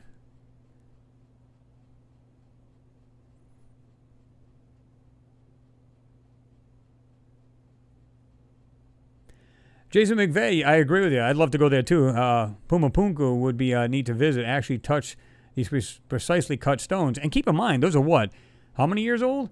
And they still have crisp lines in those things. The corners, they're like so, perfectly, preserved. And it's not like they're preserved. They're out in the open. And yet those things are just awesome.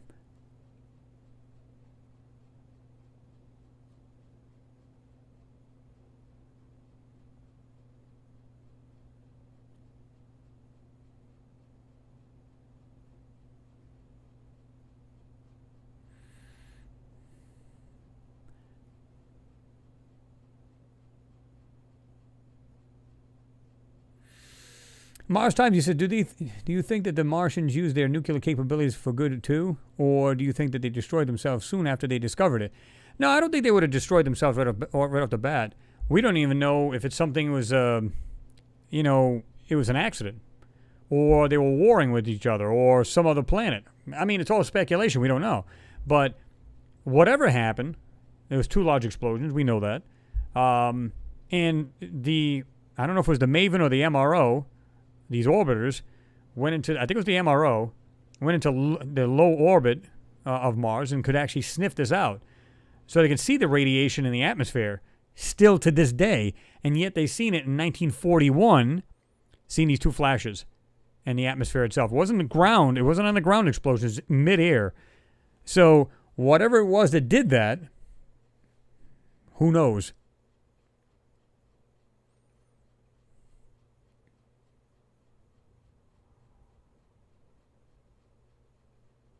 HDOS1AV, fellow autophile here, listening via Bang & Olufsen BO Sound. That's a nice unit, man. I love the way those things are just flat out like that, laid out. It's kind of like the Bose when they first started. Remember that? They were real flat. They weren't like a regular receiver and everything else.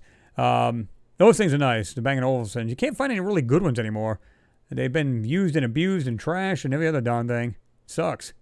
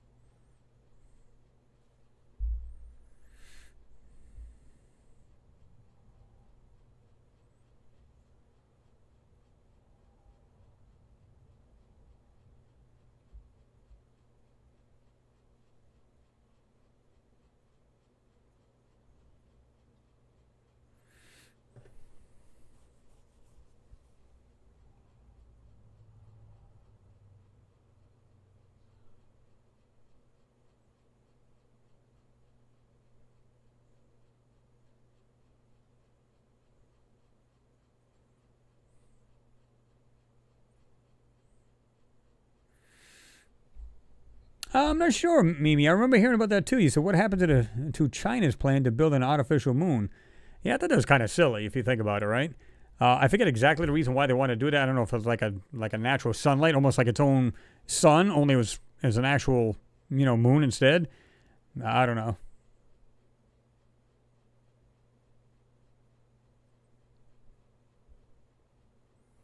Adam, you said last Mars video was awesome, Chris. Stuff everywhere. Yeah, I mean, just again, if you see something that's been, highly, contrasted or whatever the reason, whatever they do to it, because like the moon ones, they'll wash out. The other ones, they'll like make real dark. I mean, you gotta, there's a reason why they're doing it, because they have a feeling you're gonna see some of the details in there. That's why I go after them. Whether it's, like I said, it's highly washed out and it's just completely whited moon photo, or a real dark Martian photo, those are the ones I go after more than anything. Because clearly there's something in there they don't want you to see.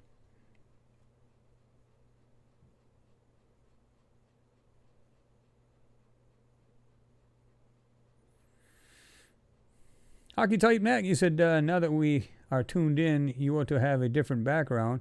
Maybe the outer limits. In fact, do you recall the episode where they studied something brought back from Mars? I think I remember something like that. I'm not entirely sure. But yeah.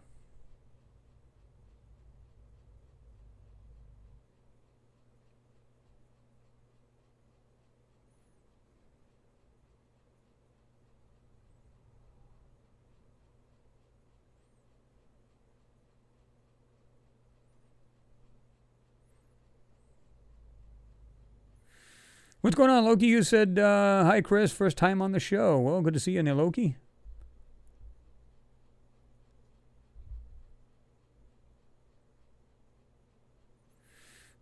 Alien Tenor, you said, one thing for sure, for whatever reason, Mars has got messed up. I'm not going to say it because it's kind of like they watch that.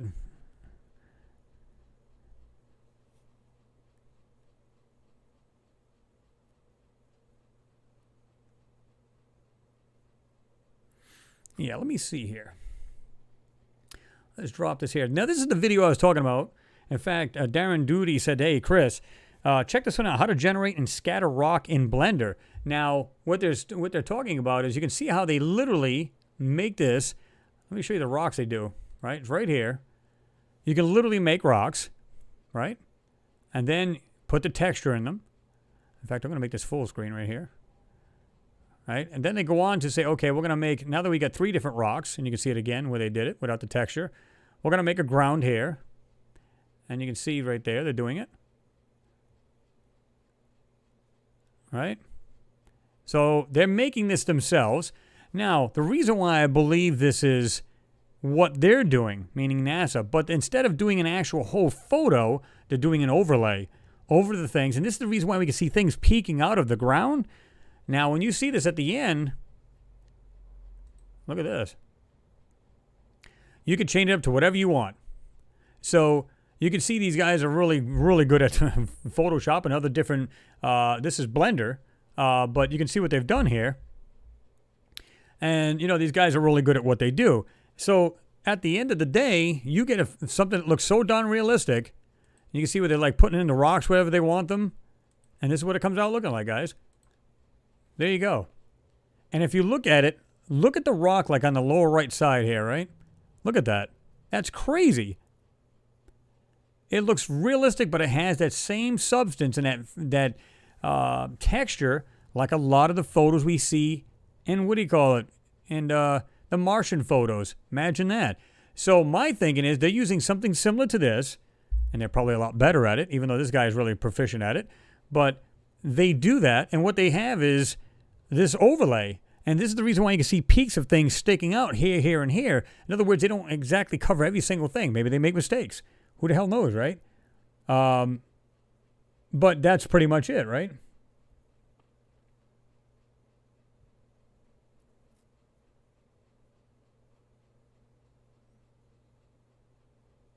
What's going on there, David? David, actually. But evening. I'm from Manchester, UK. What's going on? Good to see you in there. But you can see how they did this here. So Darren had suggested that to me, which is pretty cool. We've got some of the finds that, let me see here. Dave Haverly had told me about. Let me see if I can find that. These are pretty cool because when I seen these, I thought this was interesting because I was like, whoa. Let's see if we can find this here. And I thought this was cool when they... Just some of these anomalies, and you can see where he had it right here. It's from the MSL 2788. Now, I did not bring this pan up. I just looked at his photos. So this is what he circled. This is not my finds. But I find this one here interesting right here in the middle. That's pretty cool. But even this rock here, supposed rock, look at the way that thing is. It's got a base to it. Almost like a rounded face in there, and the way that rock is standing up like that. This thing, though, is cool.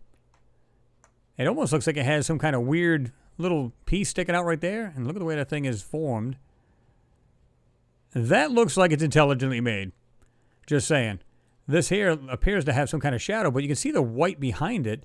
Like, this is not... In fact, I can tell you this is not. This is not real. Look at this.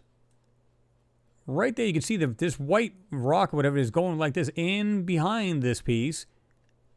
This rock as well, just barely going in between it, or behind it rather. So this thing's covering up something else that may be lying between the rocks, and they're trying to cover this thing up. And I can see these little pieces right here. Look at this. Right here, in the middle of the screen, just on the, what is it, the 4 or 5 o'clock position of this circle. Right there, there's a square with this round piece right in the center of it. And another piece right down here. That doesn't look natural.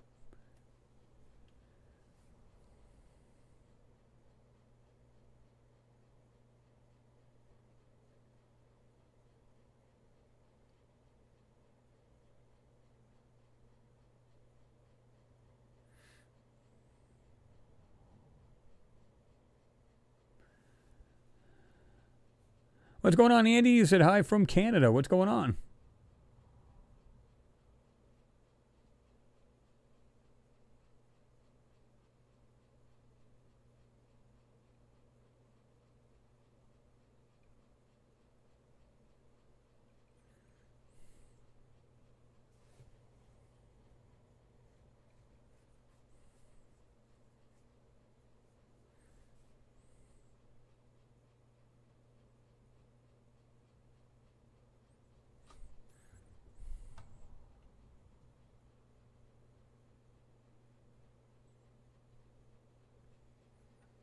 All right.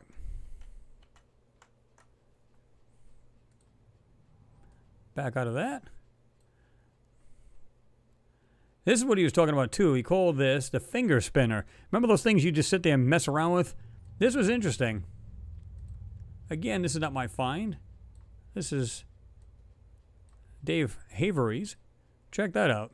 What kind of rock does that? And you can see something underneath it, too. It has an outline underneath it. See that? Not sure what to make of that, but look at this piece. Is it possible nature could do that? I guess it could if it had certain wear of water running down a certain part of it and doing that. I don't know, but I find it a little strange it would form like that. He's got a couple here. Let's see what else we got here.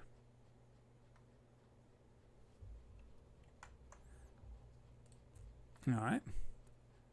Here it is from a distance right there. You see the rovers right here on the right-hand side. Right there. Okay, I thought that was interesting.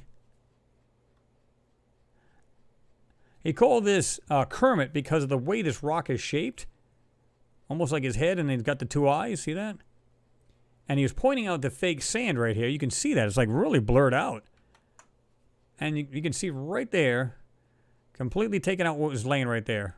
Compared to, you can see like you got some kind of details right there, what looks like little rocks and everything else, but has this weird kind of thing. It almost looks like I said, it looks like Kermit's head if you really think about it. So I thought that was pretty interesting. It's calling this, I don't know if it was supposed to be steering wheel or something. I'm not sure what to make of that, but I wasn't really seeing this too much. So I'm not really sure what he's pointing out there.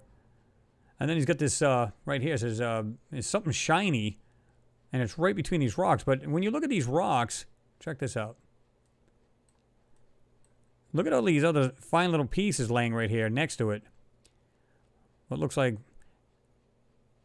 little straight pieces. Almost looks like a square piece standing up. has a cutout around it. Right there. And it has a square with this hole in the center of it, but it has a shiny piece sticking right out of these rocks. Yeah.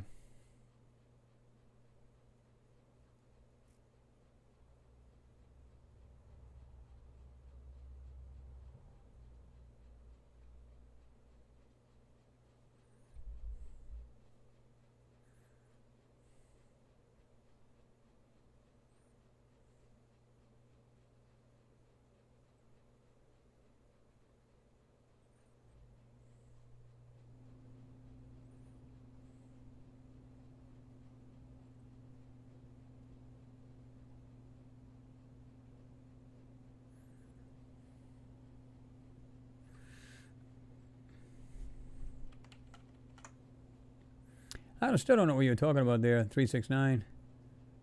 Okay, I think I know what you're talking about now. I see.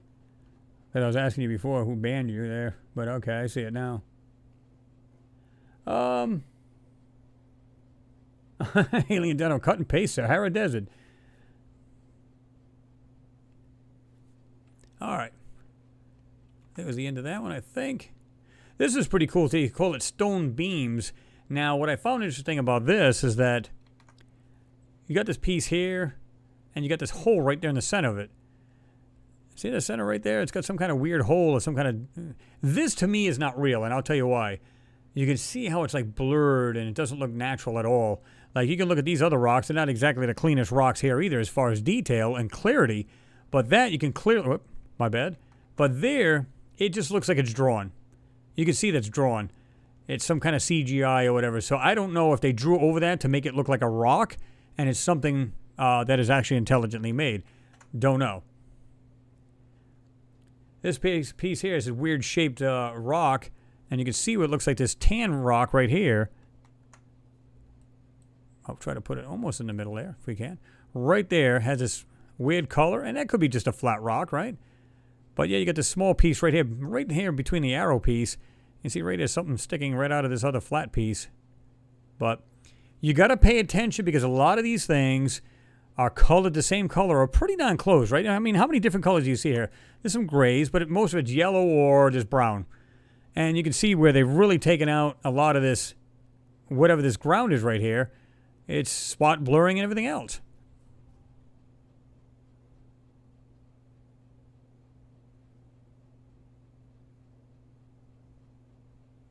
Yeah, Mimi, it actually did, didn't it? It looked like a sarcophagus, yeah. Pretty much.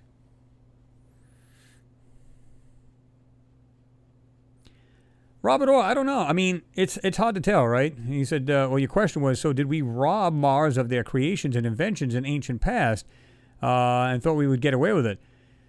I don't know. I mean, again, speculation is that we're already on Mars since the 70s. So did we actually go there for that reason to grab up any tech or anything like that? Again, pure speculation. The question is, if it's true, what are we there for? You could bet it's not to see if there's any building blocks of life on there. No, absolutely not. Now, they might be doing that now, meaning to find resources so once the astronauts get there, they can live off the resources of the planet. That makes sense. But to say, oh, we originally went there for whatever reason. We originally went there for, looking for, like, microbial life. I get that. That makes sense to me. But as far as I'm concerned, that's not why they're there. Again, they had the Viking missions. One was a lander, a couple were flybys, and they saw something on this planet. Excuse me. And they just seen something. They said, we need to build and we need to get there. And it took them all that time to do that. And so finally, the first one was the Sojourner, like I said, in 1997. And they had the lander with the little Sojourner rover. And of course, it didn't take long before it got stuck because it was really small and it didn't take nothing to get stuck on the rocks. But you can bet that, in fact, one of the photos there from the Sojourner, I found what looked like remnants of a city in the background. I've got a video on that.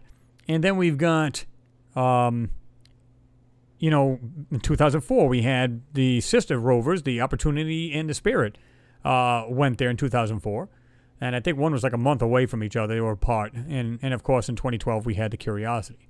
So now we got they call it the 2020 rover. It's actually the 2021, if you think about it, because it's not going to be on Mars until 2021. So that'll be interesting to see that, right? But, Yeah. So this was here. I was talking about this before. November 12th, 2019, with Mars Methane Mystery Unsolved. Curiosity serves scientists a new one, oxygen. Now, a lot of you guys have seen this, and in fact, I've already talked about this in a lot of my videos. If the surface of Mars is 95% CO2, carbon dioxide, okay, you have to think, okay, wouldn't plants thrive in that kind of situation? Now, they claim during the summer and getting close to fall, we've got this mystery of methane or methane in the UK, and we've got oxygen now. What would happen? What could cause that? Organics? Think about it. Again, every winter, the leaves go away on the trees, so on and so forth, right? They need photosynthesis, and what helps that? Carbon. Okay, so once this happens, the trees grow, the leaves grow, and they give off oxygen. Why is this a mystery? And it only happens in the summer and the hottest months, just like here on Earth. Now, don't get me wrong, we always have oxygen because you can get it through oceans, you can get it through, different sources, right? But it's interesting to see that the way they make, we're not really sure what's causing that. Really? Of course, they give you these little, look at it right here, summer and autumn. It peaks like right in the middle of summer, almost near the end of it, rather, going towards autumn. Oxygen mix ratio, predicted and observed. And you can see what they've done here. It shouldn't be that mind-boggling. It says first time we saw that, we were just mind-boggling. I'm like, how is that mind-boggling? It seems to me organics would do that. If you got organics, they grow. Something's got to eat off this organic. Maybe this is where you're getting some of your methane. I don't know. What do you guys take on that? What do you guys think?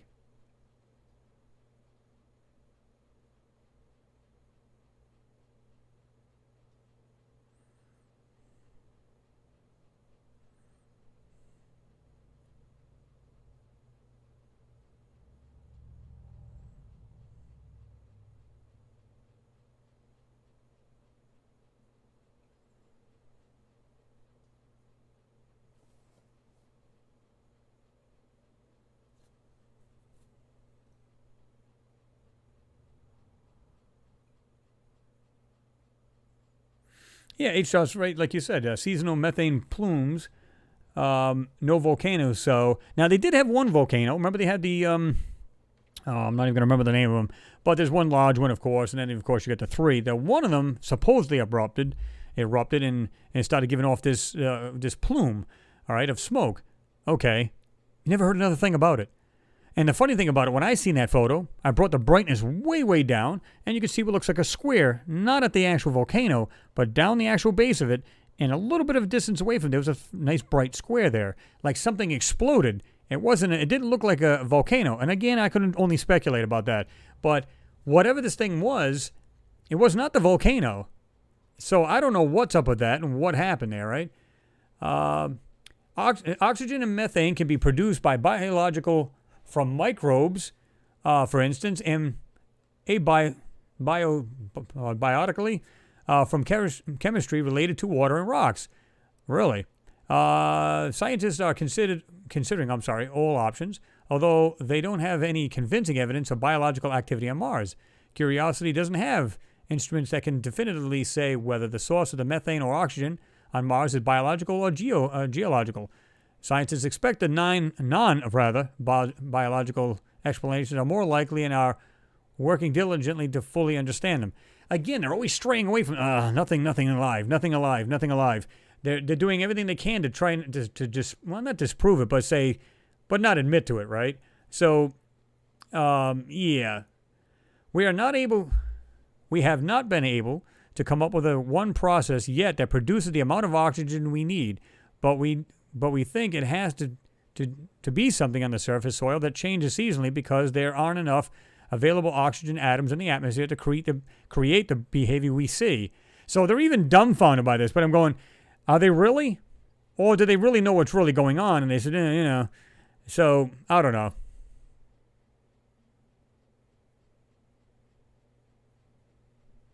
The only previous spacecraft with instruments capable of measuring the composition of the Martian air near the ground were NASA's twin Viking landers, like I mentioned earlier.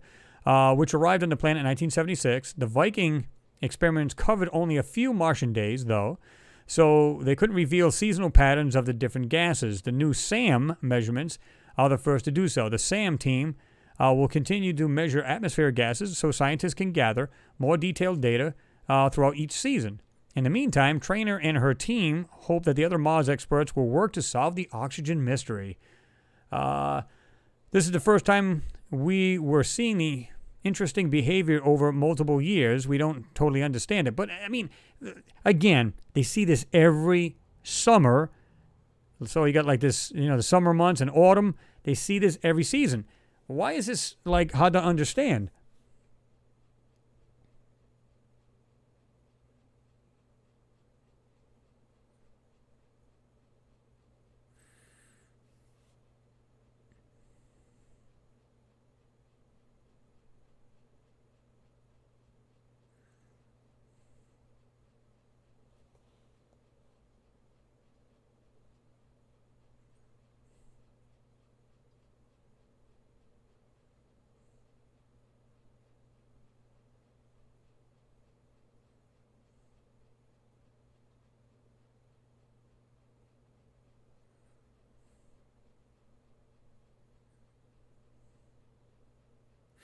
Oh, yeah, Pete. Yeah, you're right. He said, as I was saying, that NASA feed of a video of a woman's monitor showed blue sky, and she steered the rover. Yeah, I don't remember the woman's name was, but she's from India, and I have a video talking about her where she's the lead scientist. She's the one that actually steers the rover. So they put it in the computing, tell it where to go, and of course it does it autonomously, so it will not steer into something it can't get out of, right? But it's kind of like when they had the Martian Insight. Remember the lander they just recently landed, 2-3 years ago, where, again, when they in the control center of NASA, they're like, oh, yeah, we're ready for it. The lander had made it down. It's confirmed it landed. It's not in pieces, of course. Landed, successfully. And then all of a sudden, the first picture came up. It was blue sky. Even the people were going, hey, look, wow, blue sky. It wasn't 10 seconds later. It went all to orange. It's like, why would you do that? What are you doing? And that's fact. You can watch the video. In fact, I don't know if it was called like Mars Insight Lander, landing or whatever, but you can watch that, and it actually shows blue, and then, they're kind of like panning around to the people. Oh, well, look at that. And then they're talking amongst themselves, and you go back to it, and it's all like this, like right here in this picture here. It's all like orangey color. What just happened? You know what I mean? So it makes no sense here at all that they would do that, but they'll do that. NASA, this is pretty interesting. NASA takes first step to allow computers to decide what to tell us in search for life on Mars. NASA has stepped closer to allowing remote onboard computers to direct the search for life on other planets. Scientists from the NASA Goddard Space Flight Center have announced first results for new intelligence systems to be installed in space probes capable of identifying geochemical signatures of life from rock samples. Now, I thought that was already capable of doing that because it has its own, basically, analyzer on the rovers. Well, at least on the Curiosity, anyway. Allowing these intelligence systems to choose both what to analyze and what to tell us back on Earth will overcome severe limits on how information is transmitted over huge distances in the search for life from distant planets. The systems will debut on the 2022 and 2023 ExoMars mission. Before fuller implementation, of more distant bodies in our solar system, right? So it's almost like they're just trying to save, data from going there. So in other words, it'll make the decision whether it's something worth looking at or can recognize and then send the information back. So it kind of makes sense. But it seems to me that rover's already doing that as far as picture-wise. Like it already sets up the picture. Like it sees something that's intelligently made, it must mask it itself. So when it transmits back to Earth, it automatically, once these people see these pictures come in, they can just take the layer off in case the signal's ever, kind of messed with or intercepted, right? They wouldn't see anything of any value. So once it got there, they got a computer that can just like remove that layer that the rover puts over. And I don't have any proof of that other than just speculation, but it would make sense that they do that, right? Super Earths discovered orbiting nearby red dwarf. The nearest exoplanets to us provide the best opportunities for detailed study, including searching for evidence of life outside the solar system. And research led by the University of Göttingen, I'm not even sure how to pronounce that, the Red Dots team of astronomers have detected a system of super-Earth planets orbiting a nearby star, Gliese 887. And I've heard that many times in the news, space news.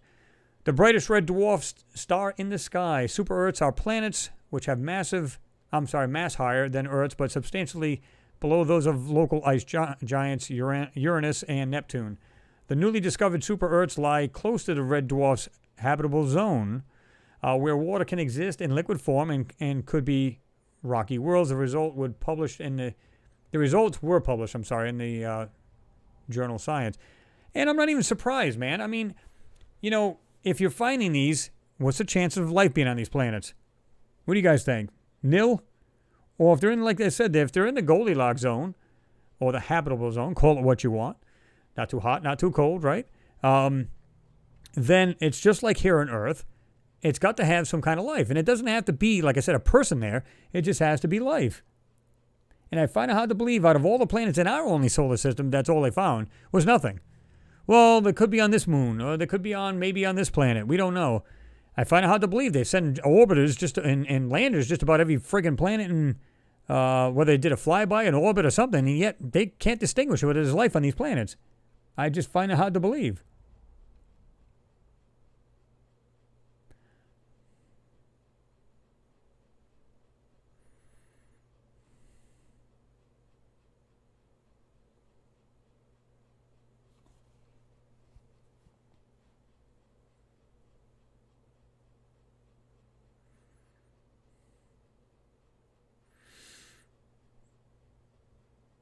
Equalize, what's going on? Good to see you in there, man.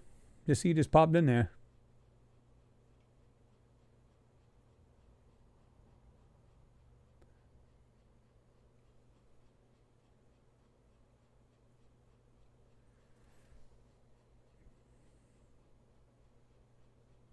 Yeah, you're right about that too, Pete. Also detected a magnetic field stream moving vertically from surface of Mars. Yeah, I mean, they're finding out more and more stuff, right? Now, is it just because they already knew this, and they're just leaking it out now, or just letting the public know? Because they don't want to let out so much stuff? I don't know. It's hard to tell. Renee Vaughn, you said, I love your Hangout, man. Your channel is awesome, Chris. Well, I appreciate that, Renee. You guys are awesome as well.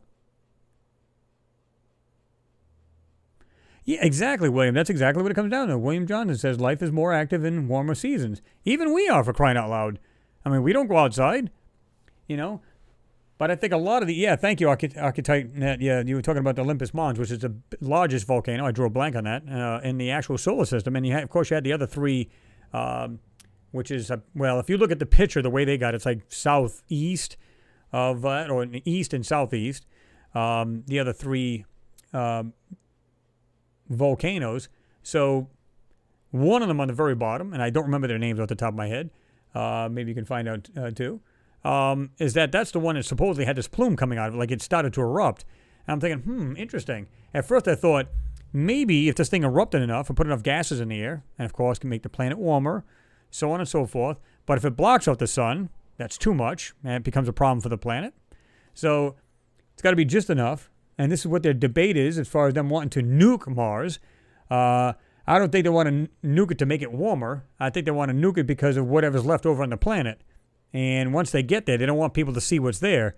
So if they annihilate everything there now, who knows? Maybe they'll show, wow, if they actually nuke the planet in the areas that have these structures, wait a minute, there's nothing to hide now. We'll show better pictures. I don't think that's the case, though.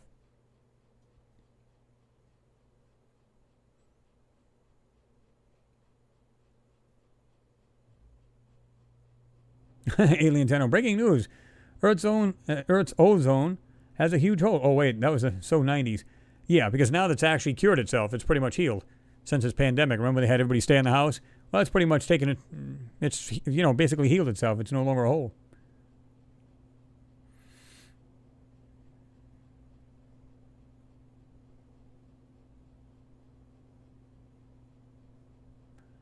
No, you're right about that, Robert Orr. You said old text mentioned that Mars changed color, and if the sun was hotter and more powerful way back, then Mars Could have been like Earth theory, but no, you're absolutely right. It could very well have been, we would have been hotter here and probably more like Earth over there. So did life start there, and then of course the sun cooled down, and then we just moved to here? Or was it life on both planets? Who knows?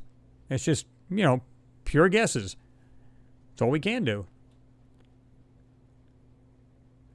Well, that's a pretty good write-up on that. How NASA's Mars helicopter will reach the red planet. And you guys can see that right here. Check this out. It's going to come out from, it's going to unfold onto the underbelly of the actual rover. So this is the underbelly they're doing. Although this is on the table, they got the whole underbelly, or the actual whole rover's body on this table, and they're showing you right there, right? Now, I'm not going to play the sound of this because that'll be a strike on me there. But you can see this right here. You'll have to just read it while I let it play.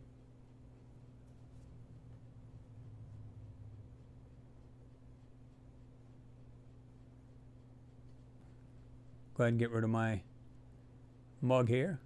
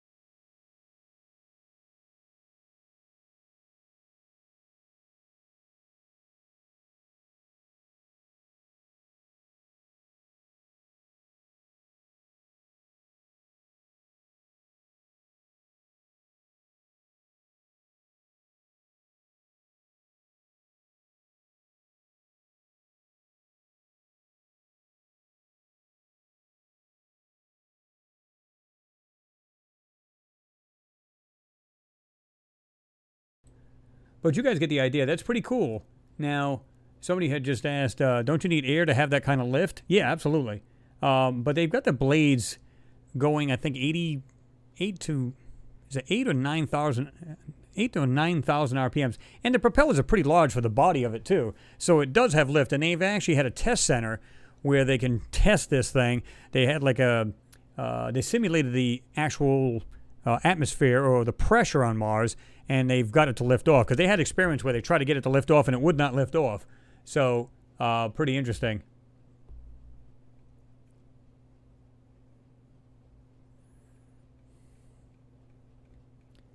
You see here. Thank you, James, for your support, man. I appreciate that. You said, "Hi, Chris. NASA won't tell us.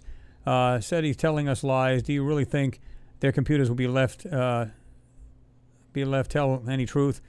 Well, yeah. I mean, they're going to do their best to hide what's, I don't know why, but I think it would actually freak people out. Like I said, I've seen things on the moon after enhancing some of these washed out photos, and I'll tell you what, some of them things are scary. I would not want to be on the moon with those things, because the first thing you think of is, okay, these things are here. They're not ours. Is something going to come out and get me? I mean, as crazy as that may sound, because here's the thing. It's not like you could just, call in for help and say, guys, come, I need, have my back here. They're not going to do that. They can't. How many miles are they away from Earth? Yeah, there's no way they could do that. So, these guys must have crapped themselves, and we've seen from the Apollo 11 mission how them guys look when they came back. So I can't even imagine. I've seen some of the things on there that look like derelict spacecraft and stuff laying on the surface. I'm thinking, man, that's got to be freaky. So now picture an entire civilization that's been blown to bits, and maybe not all of it is. How would you freak out then? What would be people's reaction then? I don't know. They've got their reasons. I'm not so sure I believe that they should be hiding them, but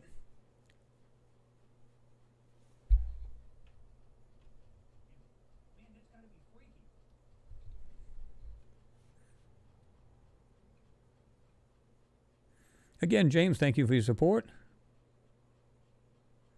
Maybe, yeah, you said, I'm sure there is life. It can be microbes, plants. Yeah, life is life, period.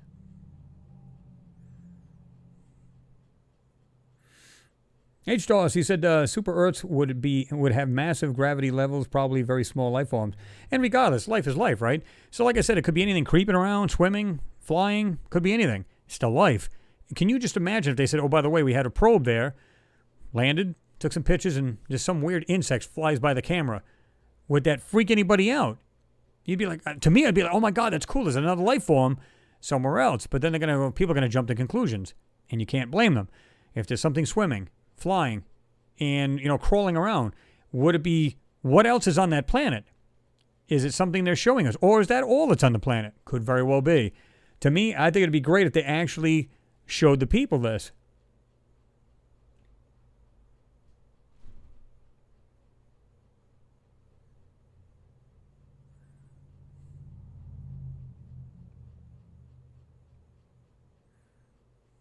Mark Matheny, he said, I'm with you, Chris. There has to be life on other than human life on these other planets. Yeah, absolutely.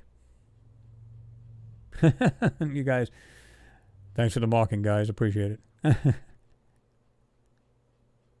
Equalizer, no problem, man. Hey, family's first, brother. That's the way I look at it. Sorry, been busy with the family and missed a few of your shows. Family first. Archetype Net, you said, life always finds a way. That's absolutely true.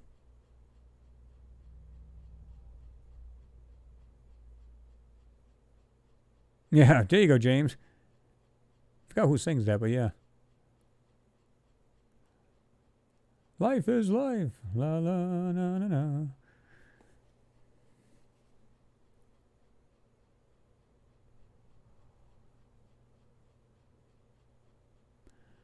I think you're right, Noodles. He said, I think they nuked the face on Mars.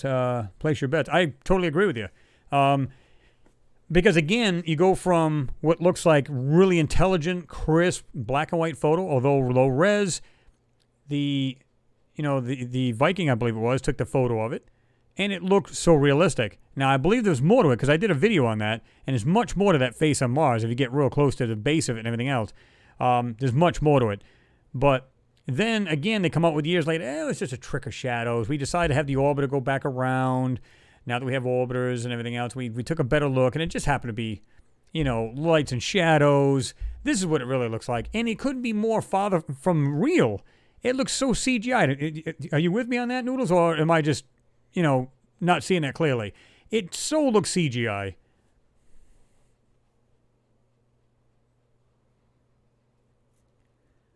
Thomas, you said exact, Chris. Why nuke a desert if there's nothing to destroy? It is nonsense, except to hide stuff or event to finish what they started.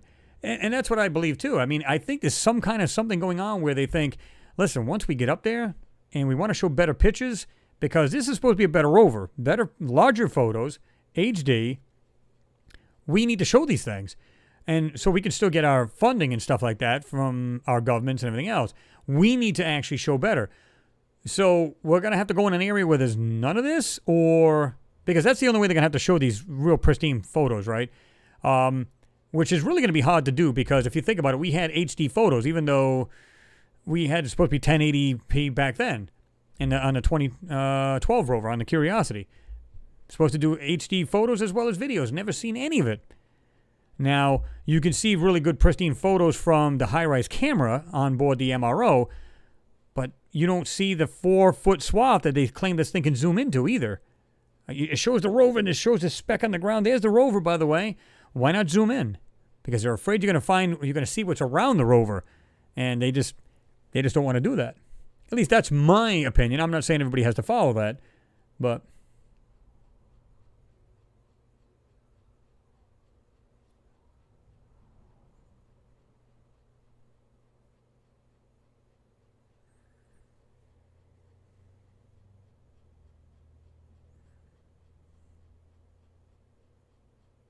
Exactly, Alien Tenor. You said, imagine nuking a large arsenal on Mars. Oh, crap, what left this crap lying around? And that's what it is. That's the best way to try to hide it, right?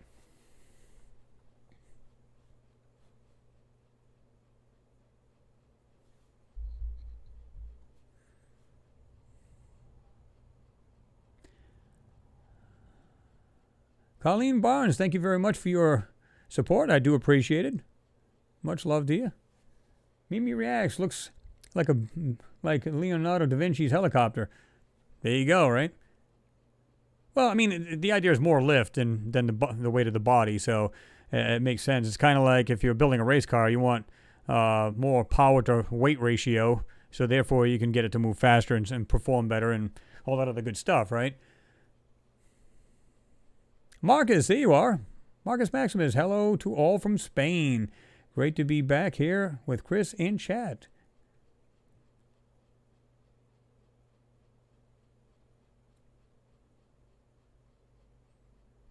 Yeah, exactly, H-Toss. He said, enough atmosphere density for aircraft. Very interesting. Yeah, it'd be interesting. I'd love to be able to see this thing work out fine. And I was reading on that. It said it was going to come out from the underneath of the belly of the rover. And it makes sense to do that because once it just kind of just drops to the ground, the rover will just pull away because it looks like it's right in the middle of the underbody. So once it drops, it just moves straight out of there. And, of course, this thing will then take off once the rover's cleared. I love to see this thing make it. And because I'm just saying, I'm just wondering what kind of quality photos they'll show you from that. We'll see. Equalizer doesn't an aircraft with propellers need air to create lift. Exactly, it has air, but the way that the way they describe it is like, enough. It's got to be X amount of air density, so we need to have the propellers fly at a certain speed. They need to be turning at X amount. I think it's like 9,000 RPMs. I could be wrong, but I believe that's what was said. So, to me, it just makes sense. I mean, I saw the thing take off. Yeah, they finally got this thing working. Love to see how this thing's going to perform. I'm just hoping they don't go, well, yeah, it was a terrible accident. The thing blew up or hit the bottom of the rover or some goofy crap, or it took off and it flew and then just fell out of the sky. I just hope that doesn't happen because I really want to see this thing work out.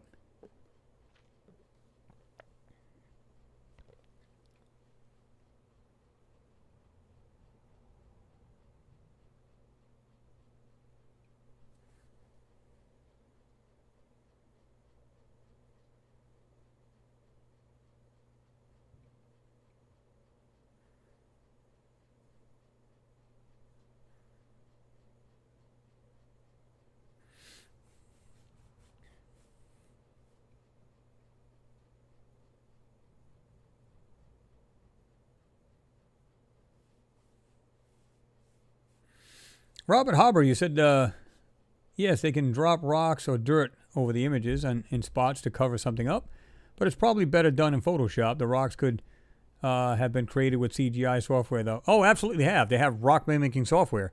I was told that anonymously years ago that somebody said to me, you're on the right track. It's rock mimicking software. This is the way they're doing it. And it was one of those emails where you couldn't answer back, and it was anonymous. It was just weird. So it could have been just anybody. Who knows, right? But I couldn't email them back. Couldn't do any of that.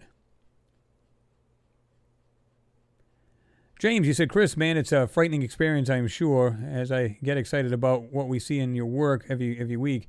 So I say to be on the moon or Mars would be physically around be physically around alien life anyway is unreal. Well, I mean, it's got to be freaky. It's like if you walked up to a regular, an A-10 Warthog, jet, walk next to it. Oh, wow, that's pretty cool. And if you've seen it on the moon, you'd really be kind of freaked out because you go, okay, what's our plane doing on the moon? But now picture something entirely different. It's nothing no man has put on there, and it's not of our world, and it's a structure, some kind of craft, and it's been there for millions of years. You go, okay, wait a minute. And it's all hypothetical, of course, but you go there and you see this thing and you go, wait a minute, look at the technology in this thing. Wait a minute. The next question is, wow, look at the technology. And here's the thing, too. If they were to somehow power it up, okay, now the other major question, how long has it been here? And who left it? So, and how does it still have power? That's if one thing led to another, again, speculation, hypothetical, who knows? that can't be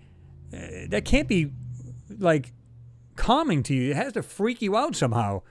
It just, that's the way I can see it.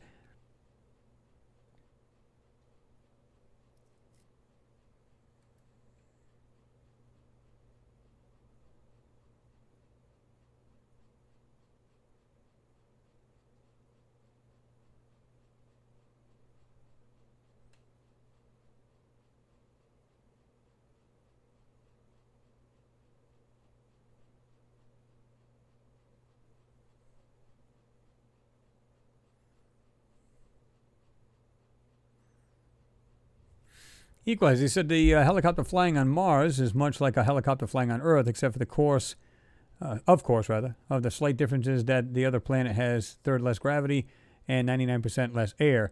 So it's kind of almost like, the gravity's not really holding it down, so it has that way. It's got a positive, but yet it does have thinner air. So yeah, it'd be interesting to see. Like I said. Hopefully that thing will stay together and nothing will happen to it. What I found, I don't know if you guys seen that. Let me see if I can go back in the video. According to them, let me see if I can find this. Okay. Whoop, just a little too soon. Now, I'm looking at this here. Look at the little solar panels on the top. Wait a minute, I thought there was not that much sun getting to Mars. I'm a little confused. And now don't get me wrong, it wouldn't take much to probably charge the battery. And I think its only flight time is like 7 minutes, tops. So, okay. But it's kind of a small panel. Now, don't get me wrong, they'll be the best solar panels they can put up there, right? But I'm just kind of curious. It's just kind of wild to see that.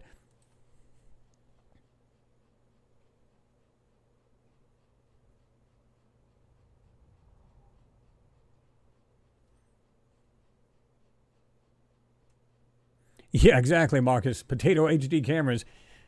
Yeah, I've got this old piece of trash laying around saying it probably takes better pictures.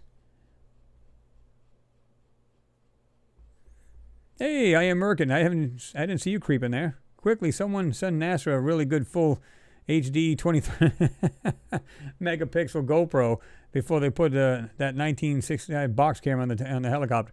Well, again, I don't know if they just think people are stupid, but again, I don't care what it is you send there. I don't care if it was back during the Viking orbiter or the lander. You're going to put the most top-notch camera for the day on that lander. Same thing with the rovers. Top-notch you can possibly find. Again, look at your webcam. I mean, they got them in 4K now. And look at the size of it. How much does it weigh? How much does it really weigh? So it's an inconvenience? No, they're saying it's data. No, I don't believe that either. I think they've got some kind of quantum communications going on. There's proof of that where I read this article on there where these two guys, one working for NASA, one not, claims that these things can see like stuff you cannot believe, and it's bigger than 2 megapixels. And that's only size, of course, you know that. But I believe it's much bigger because that's the way they're going to be able to see the whole thing, meaning something in great detail and a lot larger photo. So to me, it makes more sense that they put a top-notch camera on anything they send to any planet.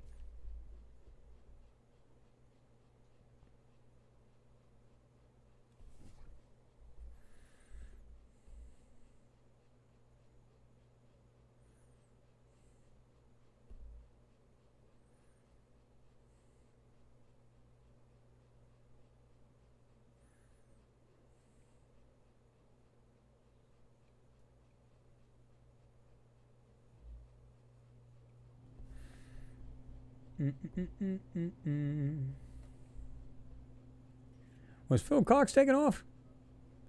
I think one of you guys said something about take it easy or something like that.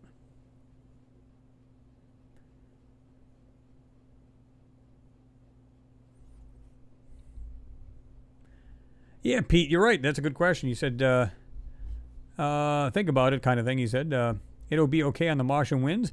Well, see, that's the thing. Is it really quite windy like they claim it is? Now, I would imagine anywhere between, daylight and nighttime, that would be the most turbulent because higher temperatures and then, boom, plummets big time in temperature. So I would think that thing would have to fly somewhere around midday. Would you guys agree with that or no? Because, again, we're going to go from really warm temperature. Like I said, it can get up to 70, 80 degrees in where they're at, right? Which is near the equatorial region. And if it's 70, 80 degrees in the summertime, and of course we're not talking about the poles, equatorial region, and then it plummets to below 100 degrees, it has to be some kind of wind turbulence. It has to be. With that kind of air temperature and flowing and stuff the way they claim. So if that's true, this thing would not be able to fly. There's just no way around that.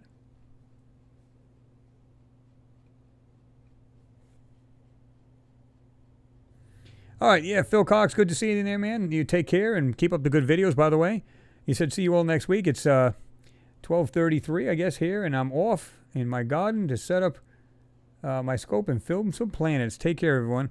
All right, Phil, you take it easy, man. Good seeing you in there.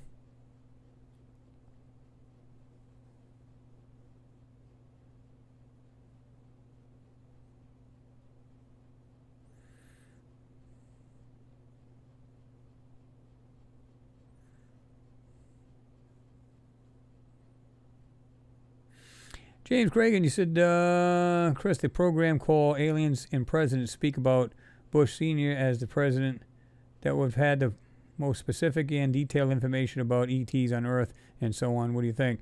I'm not even sure. I haven't checked that out.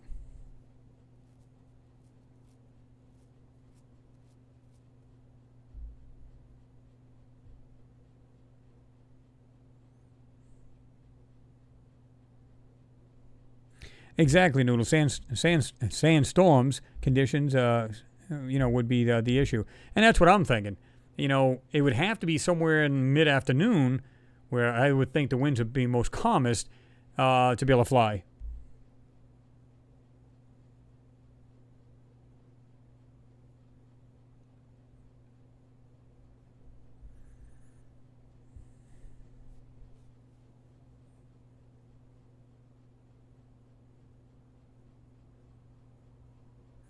What's fake, 369?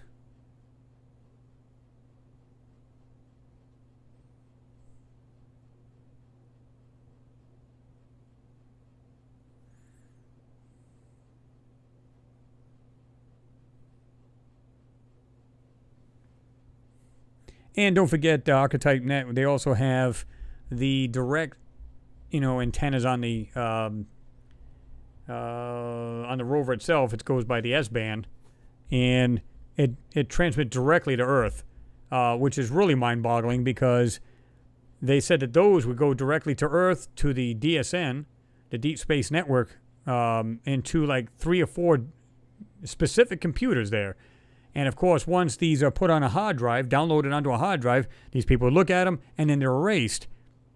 And, of course, this was this write-up. These guys were talking about how the rover itself, they found that I think it was the Spirit of the Opportunity, had an extra transmitter on it, and they were trying to figure, and I already knew this because they actually said there was 2 transceivers to begin with. One would actually download information or directions and, which way to steer and all that other stuff. But they also had that highly directional, it looked like a stop sign kind of antenna. It would transmit directly to Earth. Once it was and the Earth was in its sight, it would come up in the morning and transmit. What they had a problem with is saying, listen, here's the weird part. It usually, depending on the distance from Earth to Mars, is 5 to 20 minutes. This was within seconds. This is the reason why they believe there's quantum communications going on, like probably laser as opposed to radio waves. And this is the reason why the second, there was an Earthrise, the rover would just immediately send the information. It was within seconds, not minutes. So they were puzzled by that. And this is a guy that worked at NASA for a good reason why he decided to start looking at this, because at one time the rover, they were trying to give it, commands to move, and it wouldn't move. It just quit moving. So they were like, okay, give it another command. It wouldn't move. So finally they said, okay, do a memory dump. When they did the memory dump, they took all the information. So now they can read this memory and find out what the glitch was. So then they said, okay, once we did the dump, we gave it the commands again, it immediately started to move. Now the guy wanted to know what was going on. So he found out, he says, what he did is he put like this, He's a software expert in NASA and everything else. So he put like this like small bot in there so we can, it's almost like looking at the highway and seeing cars going by. Well, what this would do is see the information going by, and what it do is it take the information and see it, but yet they couldn't tell the program that he put in it rather. So it was undetectable. But they could read what was going on with the transmissions coming from Mars. And they said, well, wait a minute, something's wrong here because this information is getting here seconds, not minutes like you would think. Found out the extra transceiver was there, where it was going to 3 specific computers in the Deep Space Network. So they were mind-boggled by that, and they're saying, what's going on here? Come to find out, the DOD was involved with it. They said, wait a minute, why is the DOD involved in this kind of information? What's going on here? Now we know who NASA is a puppet to.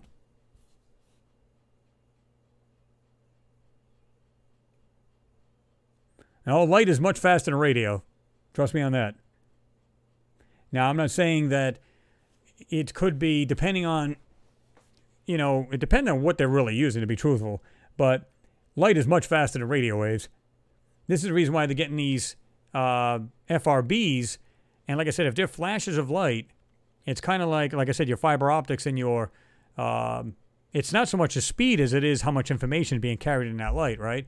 So that's what they were trying to figure this out. And of course, unless you're on that level where you can get in there and look at all the information and look at the technology involved, there's no way of knowing us people knowing about it anyway. But it's the information in the light itself. So it could be, again, a lot of people have cable, whether it's internet or, your TV or whatever. Fiber optics can carry so much more information in light than just in a radio wave. So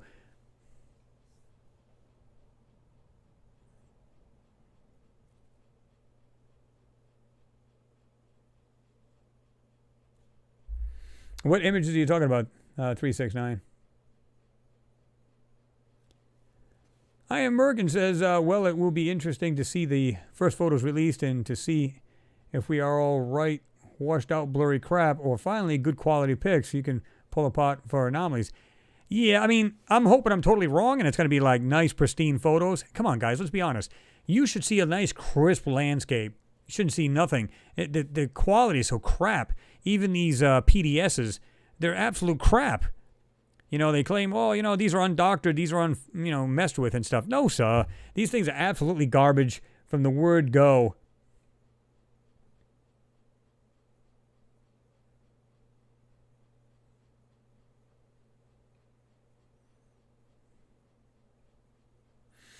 Equalizer, he said, in the coming months, researchers at NASA's Jet Propulsion Laboratory expect to take a series of small steps, that will ultimately result in a leap into laser-enabled Mars telecommunications capabilities. I think they're already doing it. Because if these guys found this information out, they literally said, okay, we know when moon rises to Mars. It's coming up. It was seconds. They literally had seconds information from that rover to the Deep Space Network. And they're saying there's no way. There's just no way. It takes at least 5 to 20 minutes to get there, and this is within seconds. So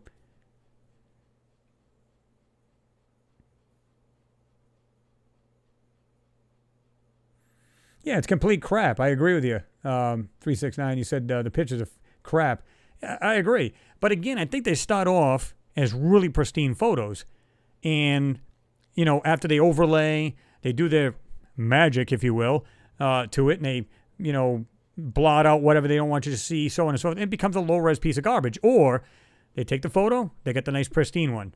They then take one and make it low-res, so they can basically de-res it, if you will. Make it less resolution, and then do their magic to it. Or they just take it and copy that same high pristine one, and, they do all the magic to it and send it through the CGI department, 250 or 350 of them, send it right through, and then they go, okay, now I want you to take the resolution out of it. Take every other pixel out of the photo and make it a real crap photo. Make it black and white to boot, or completely orange. Make it darker, or brighten the hell out of it, whichever photo you want to talk about. And next thing you know, you got a low-res piece of garbage. And this is the reason why we get what we get.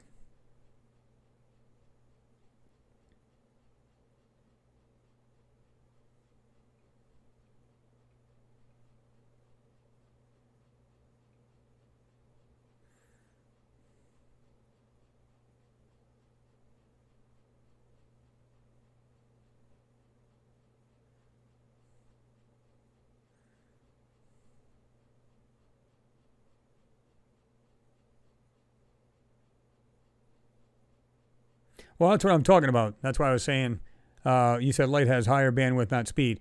Well, from what I read, light is actually a little faster. But, like you said, it has you can put more information in that, right? So, between that, what they're doing, and again, if you read up on quantum communications, they have something much faster there. They're just not telling the public. And it makes sense, because now they can probably watch live video straight from the planet. Think about it. Now, it might be seconds behind, kind of like well, I'm transmitting to you guys, so to speak. I'm actually live on here.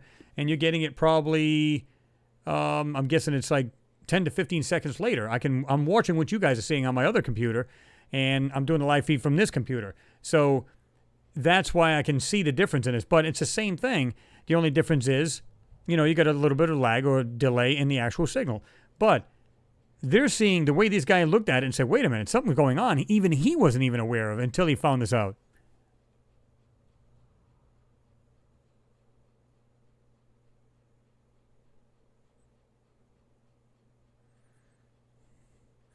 William Johnson, you said quantum interactions probably are quicker than light. Quantum theory is about the interaction of particles at a distance. James, again, thank you for your support, man. You said some clothes for the CGI boys, glasses for the Mars helicopter photos they're going to disclose to us, and they will, if they send any at all, you know what I mean. Well, I'm just hoping that they show something decent. In other words, show a lot better quality than the garbage we've been seeing.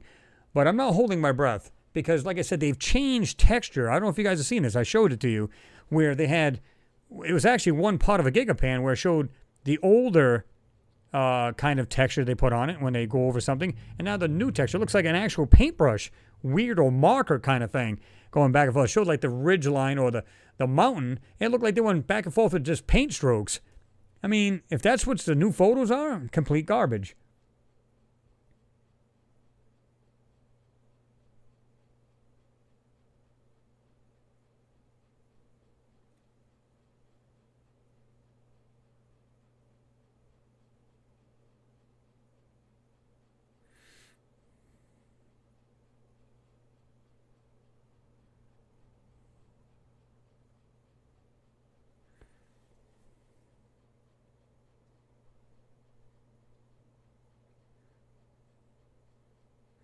Well, pretty much, 369. You said this is why you started, Chris, because of the garbage images, etc. And yeah, it's true. It's like I just, I looked at the lines more than the actual, I looked beyond the photo, and I'm going, I just don't understand, man. Why am I seeing this other outline of something else when clearly I'm looking at a rock?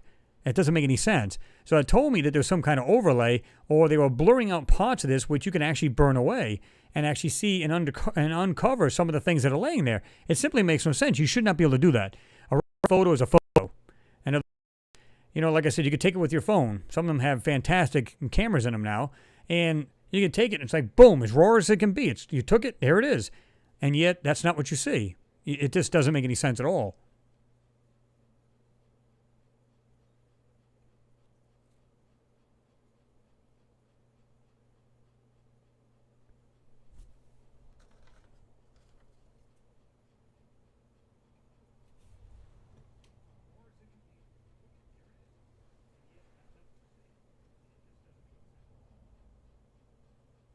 Cloudy with a chance of UFOs. I made it. How's it going, Chris in chat? We are talking about, what are we talking about tonight? Hope everything is well. Well, we're talking about everything. We're talking about the new helicopter that's supposed to be on there, and other different things here. You can see on the, and we're talking about the communication back from Mars to Earth, which I believe is the way the guy was describing it. It's like a quantum communications as opposed to what you call standard communications, radio waves, whatever. So, yeah.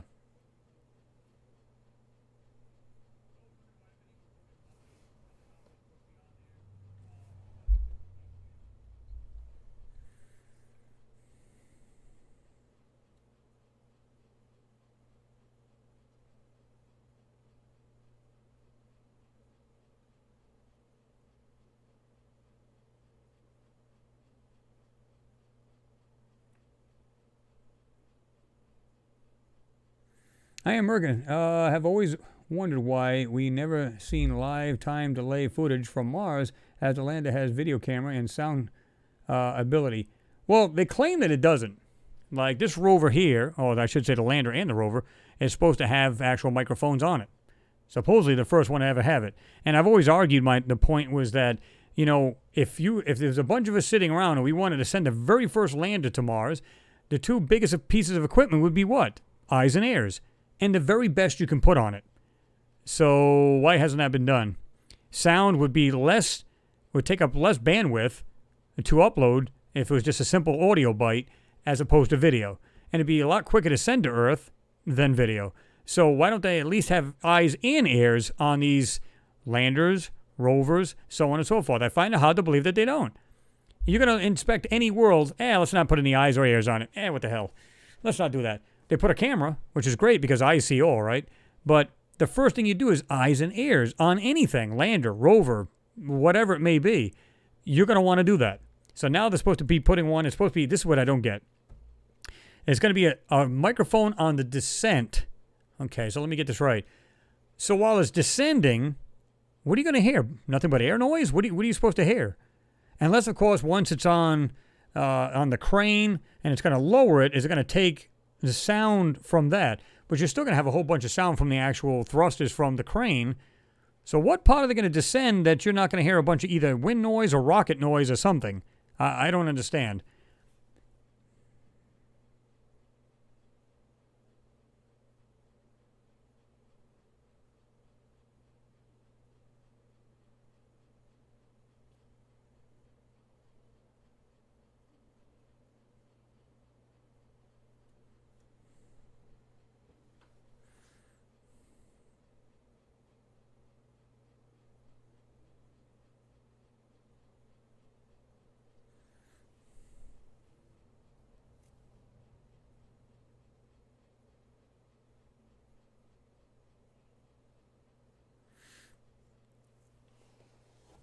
And Jeff Colfer, he said Mars has a dense atmosphere than stated. Helicopters?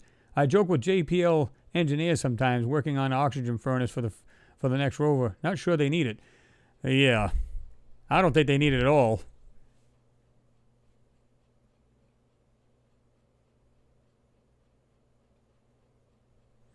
What's going on there, Rick the Rocker Graham? Hi, Chris. Good to see you again. Been a while since I've been on. I really like the last few videos. Great work as always. Well, like I said, I do have that moon coming up. That'll probably be on tomorrow afternoon, so you guys can check that out. It'll be on my Lunar Anomalies and Beyond page. And I'm going to try to get that one on for the tomorrow evening after I get out of work. So I was actually wanting to put it on before the actual Hangout tonight, but I wasn't able to do it. Wasn't able to get it done that quick. I said, I'm just better off to take my time. I'll do it for tomorrow. Daniel Paley Hewitt, he said, just tuned in. Well, good to have you in there, Daniel.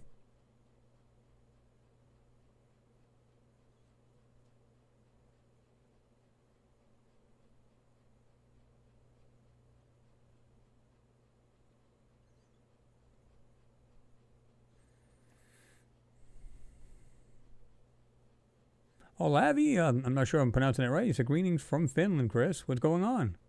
Good to see you in there.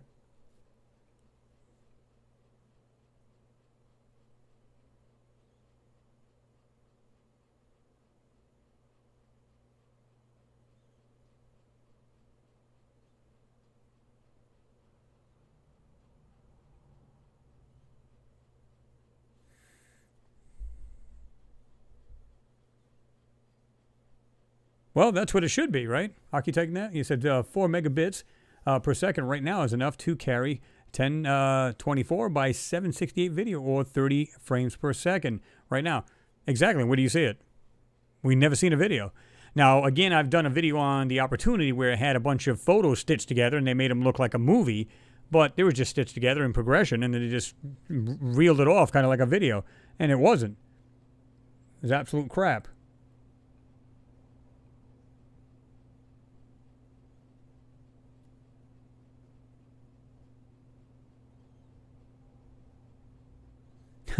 Morgan, they don't want us to hear the Martians moaning about all of the bloody rovers all over the place. It's like, oh, not another one.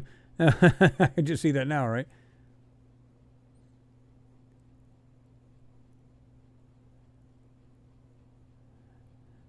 That's true, Robert. They don't want to put microphones on the rovers because they would be able to hear the Martians laughing at our antiquated equipment. It's like, man, is that sad or what? But you can imagine, let's suppose, and it's totally, speculation, hypothetical. Can you imagine if there was little Martians on there? Think about how big that rover would look. That would actually be pretty scary. And this thing is equipped with a laser. Is it there to also defend itself with a laser, or is it just simply for rocks? Which we all know is supposed to be for rocks, right? But can you imagine if it was set up to do that? If it was threatened, it would actually be able to shoot, with a laser.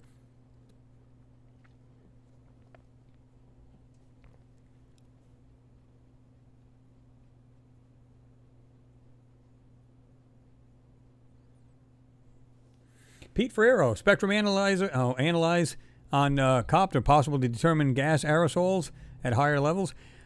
Well, I mean, yeah, because it'll be able to do it at the ground and, of course, higher up, and probably get an idea of the density of maybe oxygen level, how high it goes up, or other gases. My thing is, I've seen this rover up against supposed buttes, when clearly a lot of them don't look like buttes at all. They've been made to look like a giant butte, and you can just see things in them that are not natural, right? My guess is to fly up and over or into things. Go inside something, have a look around, then pull back out. From the way it looks, the camera's at the bottom of the actual copter itself. So my guess is to fly up and over things that the rover cannot get to, and they don't have to worry about wasting time trying to drive over some kind of hill or anything else. They just have the copter go up and over, have a look, come back, land, charge yourself back up, and then take back off. So my guess is that this thing is designed to just take aerial photos, and that's simply it. In other words, not fly into something and take a video straight on or behind it. It's just straight down. So either way, it'd be interesting to see, but you'll never see anything like that. You'll never see it going, I'd like to see it go over a butte or something like that. We'll see what that looks like, but they'll just mess with those too. But we could be wrong.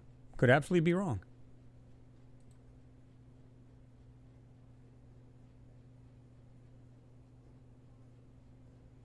That's the one I showed earlier.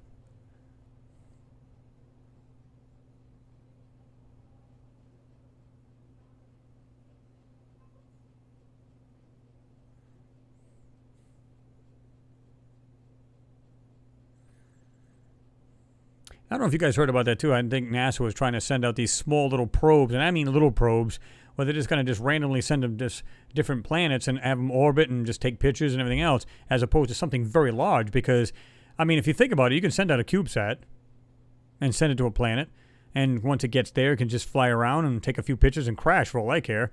They just want some really good photos to be able to take, right?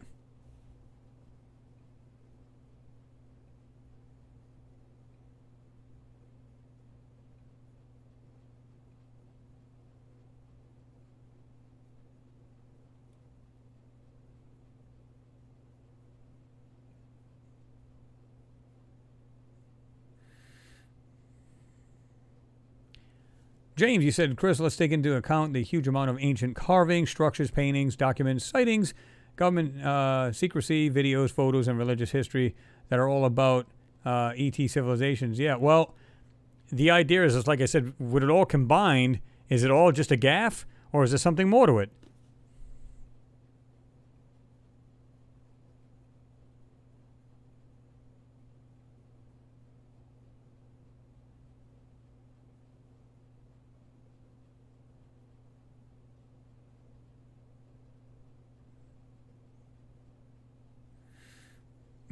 Isabel, yeah, you're saying there's anything laughing. Martians laughing at our rover. They're probably going, really, that's the best they got. Sad. But at least we don't have to be on the planet. We can actually look it over, and it's a little more technologically advanced than people think. The thing, like I said, it can think for itself. It doesn't have to. It can navigate around everything. It doesn't have to worry about any kind of communication from us. There's times where, where it's on the opposite side of the sun compared to Earth. It'll either do two things. It'll either stop right there and then ping, let it know it's doing fine, it's just waiting for commands, or it can just keep navigating and drill and do its own thing. So it can actually do a lot of stuff by itself.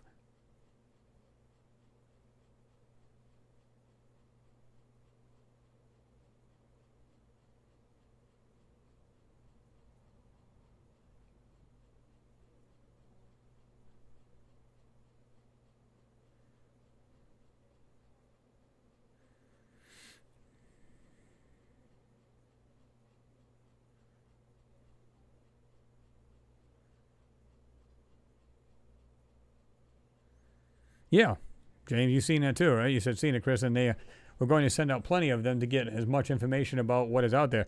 Well, I mean, think about it. Why send out these huge crafts and, orbiters and stuff like that when you can send CubeSats?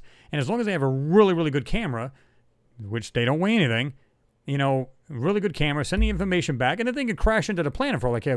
How big is a CubeSat? It's not very big. It just does it's like a throwaway kind of thing, and that's the end of it, right?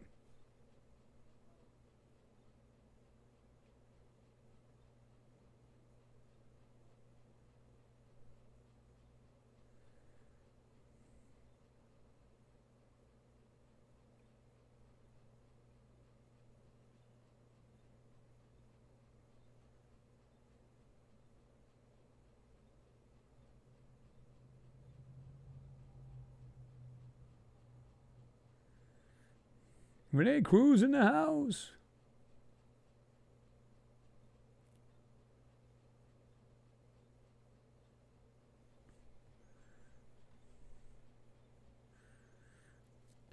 Well, looks like we didn't have any time for a gigapan this evening, guys. But awesome talk as usual. That's what I love about this hangout. It's awesome. So how many of you guys haven't signed on to the Lunar Anomalies, hasn't subscribed to that yet?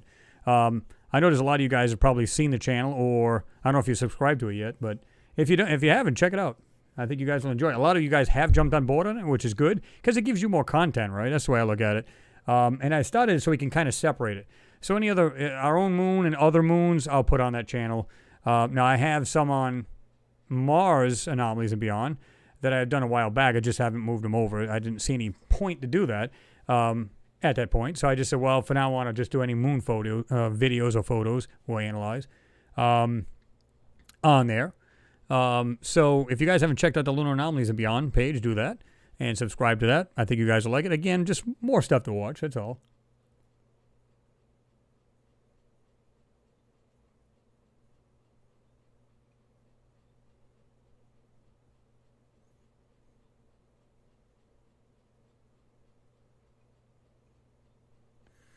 Let's see.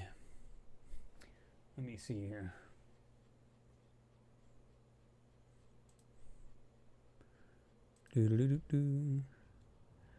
I'll get the link for you right now, Noodles. Right now we got 4,560 subs on there.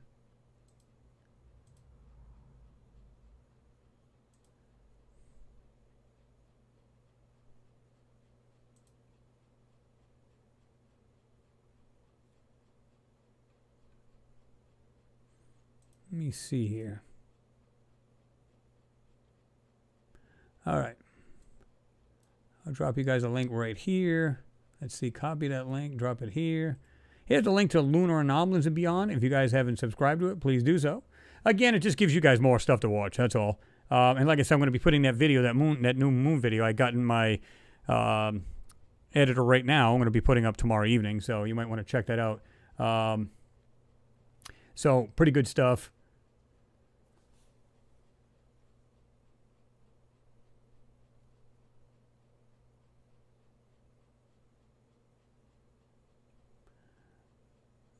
You're pretty much spot on there, Bruce Myers. He said, we're on Mars to find advanced technology. I believe they are aware of any advanced civilization for years. And I believe that's exactly right. Same thing they did on the moon. They seen something there that didn't belong. They went up there and grabbed whatever they could off of that. And, came back with the stuff in little briefcases. Maybe just pieces of steel to find out what it was made out of, or different technologies or whatever. Excuse me. I don't think they ever stopped going. That's just my opinion. Because it's like I said, I don't know if you guys remember, what was it called? The Blue Flame? Back in the 80s, I think it was 70s or 80s, where they where they broke the land speed record. It was like 600 plus miles an hour. So, and that was back then. They're always trying to beat that. They're always trying to come up with new technology, always trying to refine and make better technology. So we're, always evolving as far as that goes. And we won't stop. So we got to the moon, in the late 60s, early 70s, that's good. Why stop? What would be the point? And if they found something more, and if they were up there for more than just rocks, which absolutely they have been, then if they've been there, they're going to continue to go. You know, they just said, well, we just gave up. We didn't, you know, we pretty much got everything we needed, so we're pretty much done. We just needed them rocks. Yeah, because God knows you're going to take the chance with lives on, you know, these astronauts' lives just to go pick up rocks. Well, we wanted to know we can get the age of the moon and stuff like that, and I believe that could be true, but I don't think that was the main reason. And judging by what we've seen in these photos, definitely not the reason. No way. Just no way around it.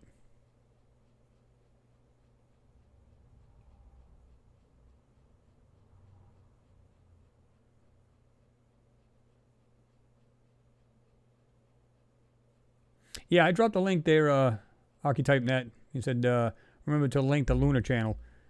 Yeah, it's just above you. It's just above your comment there.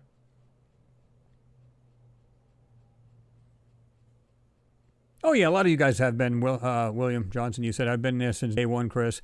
Lunar on. Yeah, because I like to have a different, give a little extra here and there. And we're going to try to do more of a balance if we can. Some of you guys are more into Mars. Some of you guys are more into the moon. So I try to give both. And that's the way, I'd prefer to do it, And a lot of you guys are cool. Cool with that itself.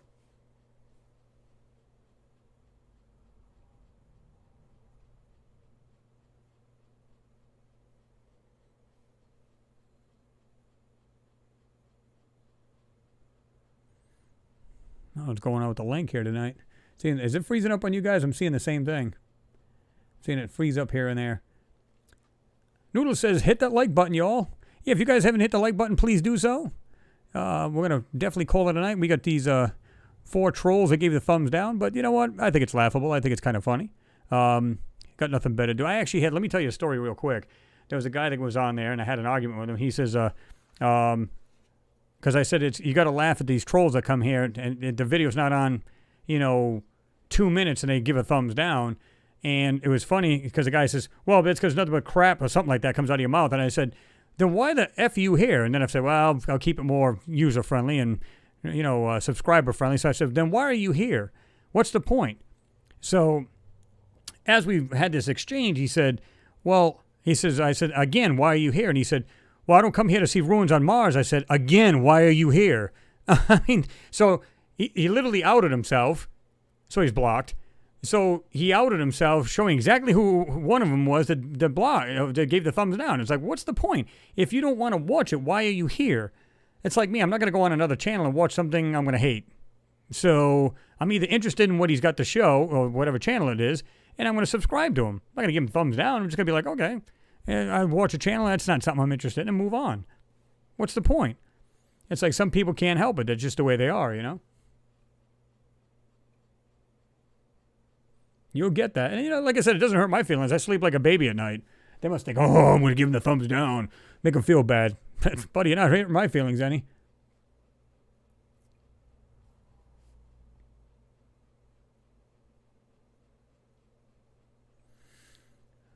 Colleen Bonds, I'm a big Elon fan. However, I think it is wrong to nuke a planet we may have not been to. I'm sorry. Like we see in this group, there are semi-underground inhabitants amongst tons of other post-life rubble. Well, and I agree with you, Colleen. To me, it makes no darn sense. They want to put more carbon in the air. How much more carbon can you get from 95%? How much do you need? That's why I said, if any plant is on Mars, it's thriving with that much carbon. Again, the seasons come along, it's nice and warm, they sprout, they do this, and there's all your methane. Well, then you get oxygen. You get your oxygen. And then, wait a minute, where's the methane coming from? Well, what about animal life that's eating this stuff? And, of course, it has to expel methane, so on and so forth. I mean, there's different variances of how you can get methane and oxygen. Like I said, water gives off oxygen. There's different natural processes that do that.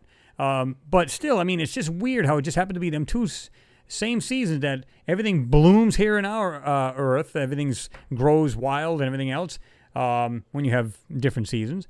Now, if you live in the tropics, clearly it's going to be like year-round. But it just seems like it's a lot like Earth, and every time it gets warmer, well, wait a minute, more oxygen, more methane. It has a water cycle in Gale Crater. We know that. And you can see right there, this is these are like 2 or 3 frames from a rover, and you can see these clouds. A lot of them have cirrus clouds, and I believe the cirrus clouds, if I'm not mistaken, you guys can correct me, is that they're weather-changing clouds. So, again, water cycle, oxygen, methane or methane, depending how you pronounce it. I mean, you got regular H2O at the poles. Missing something here? And you got enough carbon to make any, plant life thrive. So I'm missing something here. But is there other, explanations? Sure, I'm sure there is. But like I said, it's like a giant puzzle, and you got to put all the pieces together, and you kind of come out with that, right?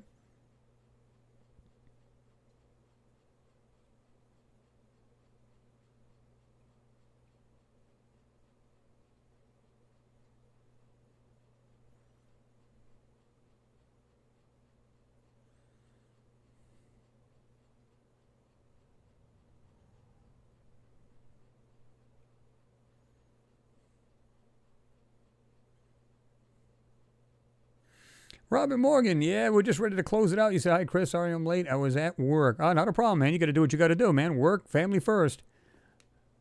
That's the way to do it. So I appreciate you getting here anyway, man. You just probably have to just rewatch this, that's all. Pete, you said your channels are very honest and true to fact. Well, I try to be as truthful as I can and factual as I can. This is the reason why I bring you guys this stuff here. We just read it. Now, of course, I'll give you guys, once the live feed breaks, it probably won't be to tomorrow because I got to get something done once I get off this live feed. But I'll put all these links on there tomorrow, and you guys can check them out. Because, again, that's what you need. You need to have facts and stuff coming from, yeah, I know, you're going to say NASA, how true can they be? But a lot of it's true. It's kind of like you got to read between the lines thing. Even though the line about what they're discovering on these moons and planets doesn't mean they're telling all fake, right? Or all lies, but yeah. Renee, you're right about that. Haters will be troll haters. Absolutely. Equalizer says, have a good night, brothers. I'm off to bed. 2:11 here. Great discussion tonight.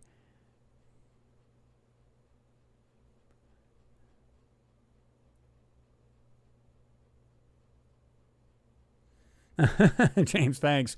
He said 4 for the thumbs down deniers, man. Yeah, well, you got to get that. Like I said, it doesn't hurt my feelings any. I mean, they make it sound like, oh, yeah, if I give him the thumbs down, he's really going to be hurting. What?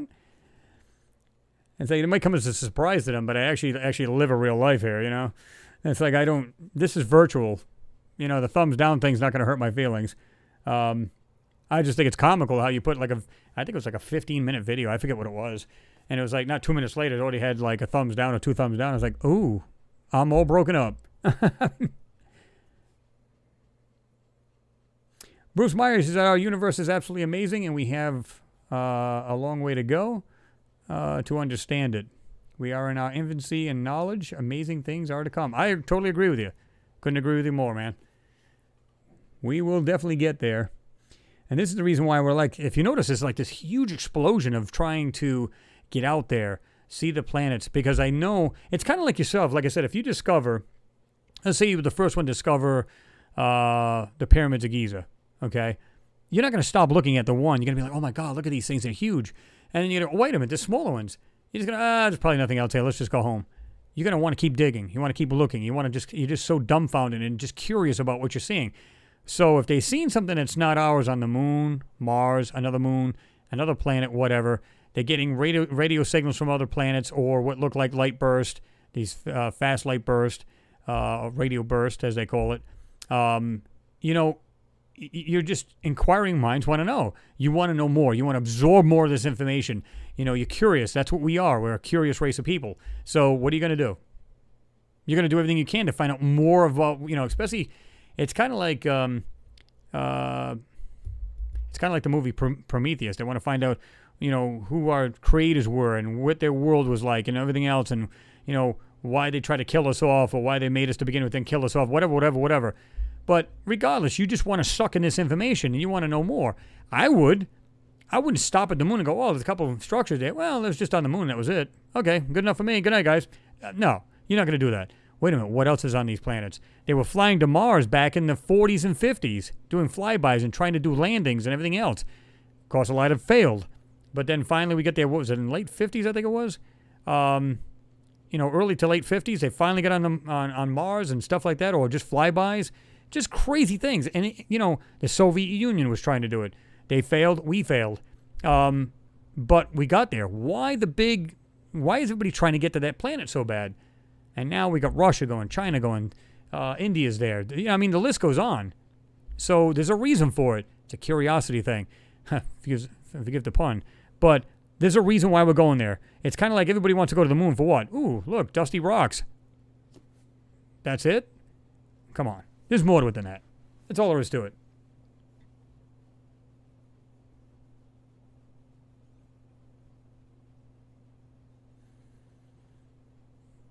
Yes, Marcus, there are pyramids everywhere. And guess what? Most of them, if you look on Earth, they're in close to the equatorial region. That's why they think at some point these, way back in the day, thousands of years ago, they thought maybe these pyramids were like a communication link around the world. I'm not sure I believe all that, but, that's what they claim. And a lot of them are right around the equatorial region. Not all, because there's some scattered about, right? But that's what they claim.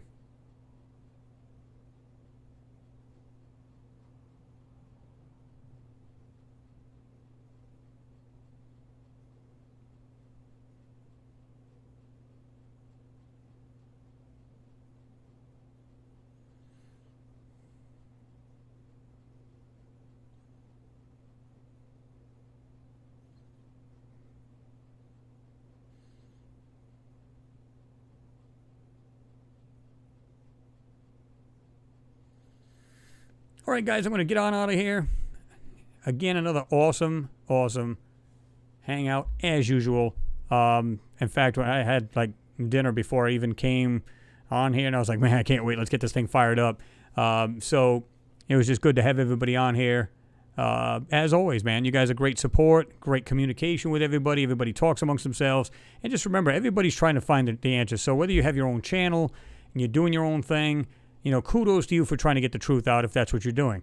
And it's not about who's better, who's worse. And people can make better quality photos than videos, rather, whatever. That's fine. I don't care. I don't lose sleep over it. What I do is what I believe is the best, is trying to bring out the information to people. You guys get to analyze it yourself. That's my biggest thing. Like I said, if I can get people to analyze these themselves, great. I've done my job. That's the whole point. Because at some point, there's a lot of people doing these right now. We'll fade off. We'll just give up doing it one day. And it'll be up to anybody who's started doing this to take it and run with it. So that's what it's all about. And if some people have started, and I know a lot of people said, man, I finally got Photoshop. I want to see what you're seeing. I found all kinds of crazy things. Then awesome. Job's been done. It's as simple as that. And people need to be more awoke to all of this and get awakened to it, to what's really going on. And that's what it's really about. Some people may have other reasons why they're doing it. Who cares? That's them, and let them do their thing. But I think everybody who's trying to get the truth out, kudos to you guys for doing the videos, and just keep up the good work, and let's all get along with it, because that's what it's all about, right? But anyway, guys, another great, live feed again. Nice get-together. Like I said, I view it like it's like a giant round table. We're just having a discussion about it. It's cool. And we get to share tabs and information with each other, and, check each other's stuff out, which is good. So anyway, always a great support. You guys, either buying the merchandise, which is great, just, monetary support, just normal verbal support. Can't get it's just awesome. One of the best communities I've ever had. And like I said, I know other channels that have them, and, they're doing good, I guess. That's fine. There's nothing wrong with that. I just, like I said, I can't say it enough. You guys are awesome. Love you guys all. And I hope everybody has a great weekend coming up. And, just be safe. And if you have to go out, if you want to go out on vacation, do your thing, man. But just be careful. The corona hasn't gone away. Although I think it's hyped in many ways, that doesn't mean nonetheless it's fake. It's not. It's real deal. Just be safe. Keep your kids safe. Your loved ones, your elderly parents, grandparents, whatever. Just be safe and just do the right thing. That's all I ask. I want to see everybody around. Just like myself, I take precautions. I don't want to, I work with the public. I got to do that. But anyway, everybody be safe. Again, thanks for all the support. You guys are, awesome. Much respect to everybody. Much love to everybody. Have yourselves a great weekend, like I said. And don't forget to check out that new video. And here's, again, that, I don't know if I still have the link. It should be right here. Yeah, these again, this is my Lunar Anomalies and Beyond link right there at the bottom. I just posted it. You can jump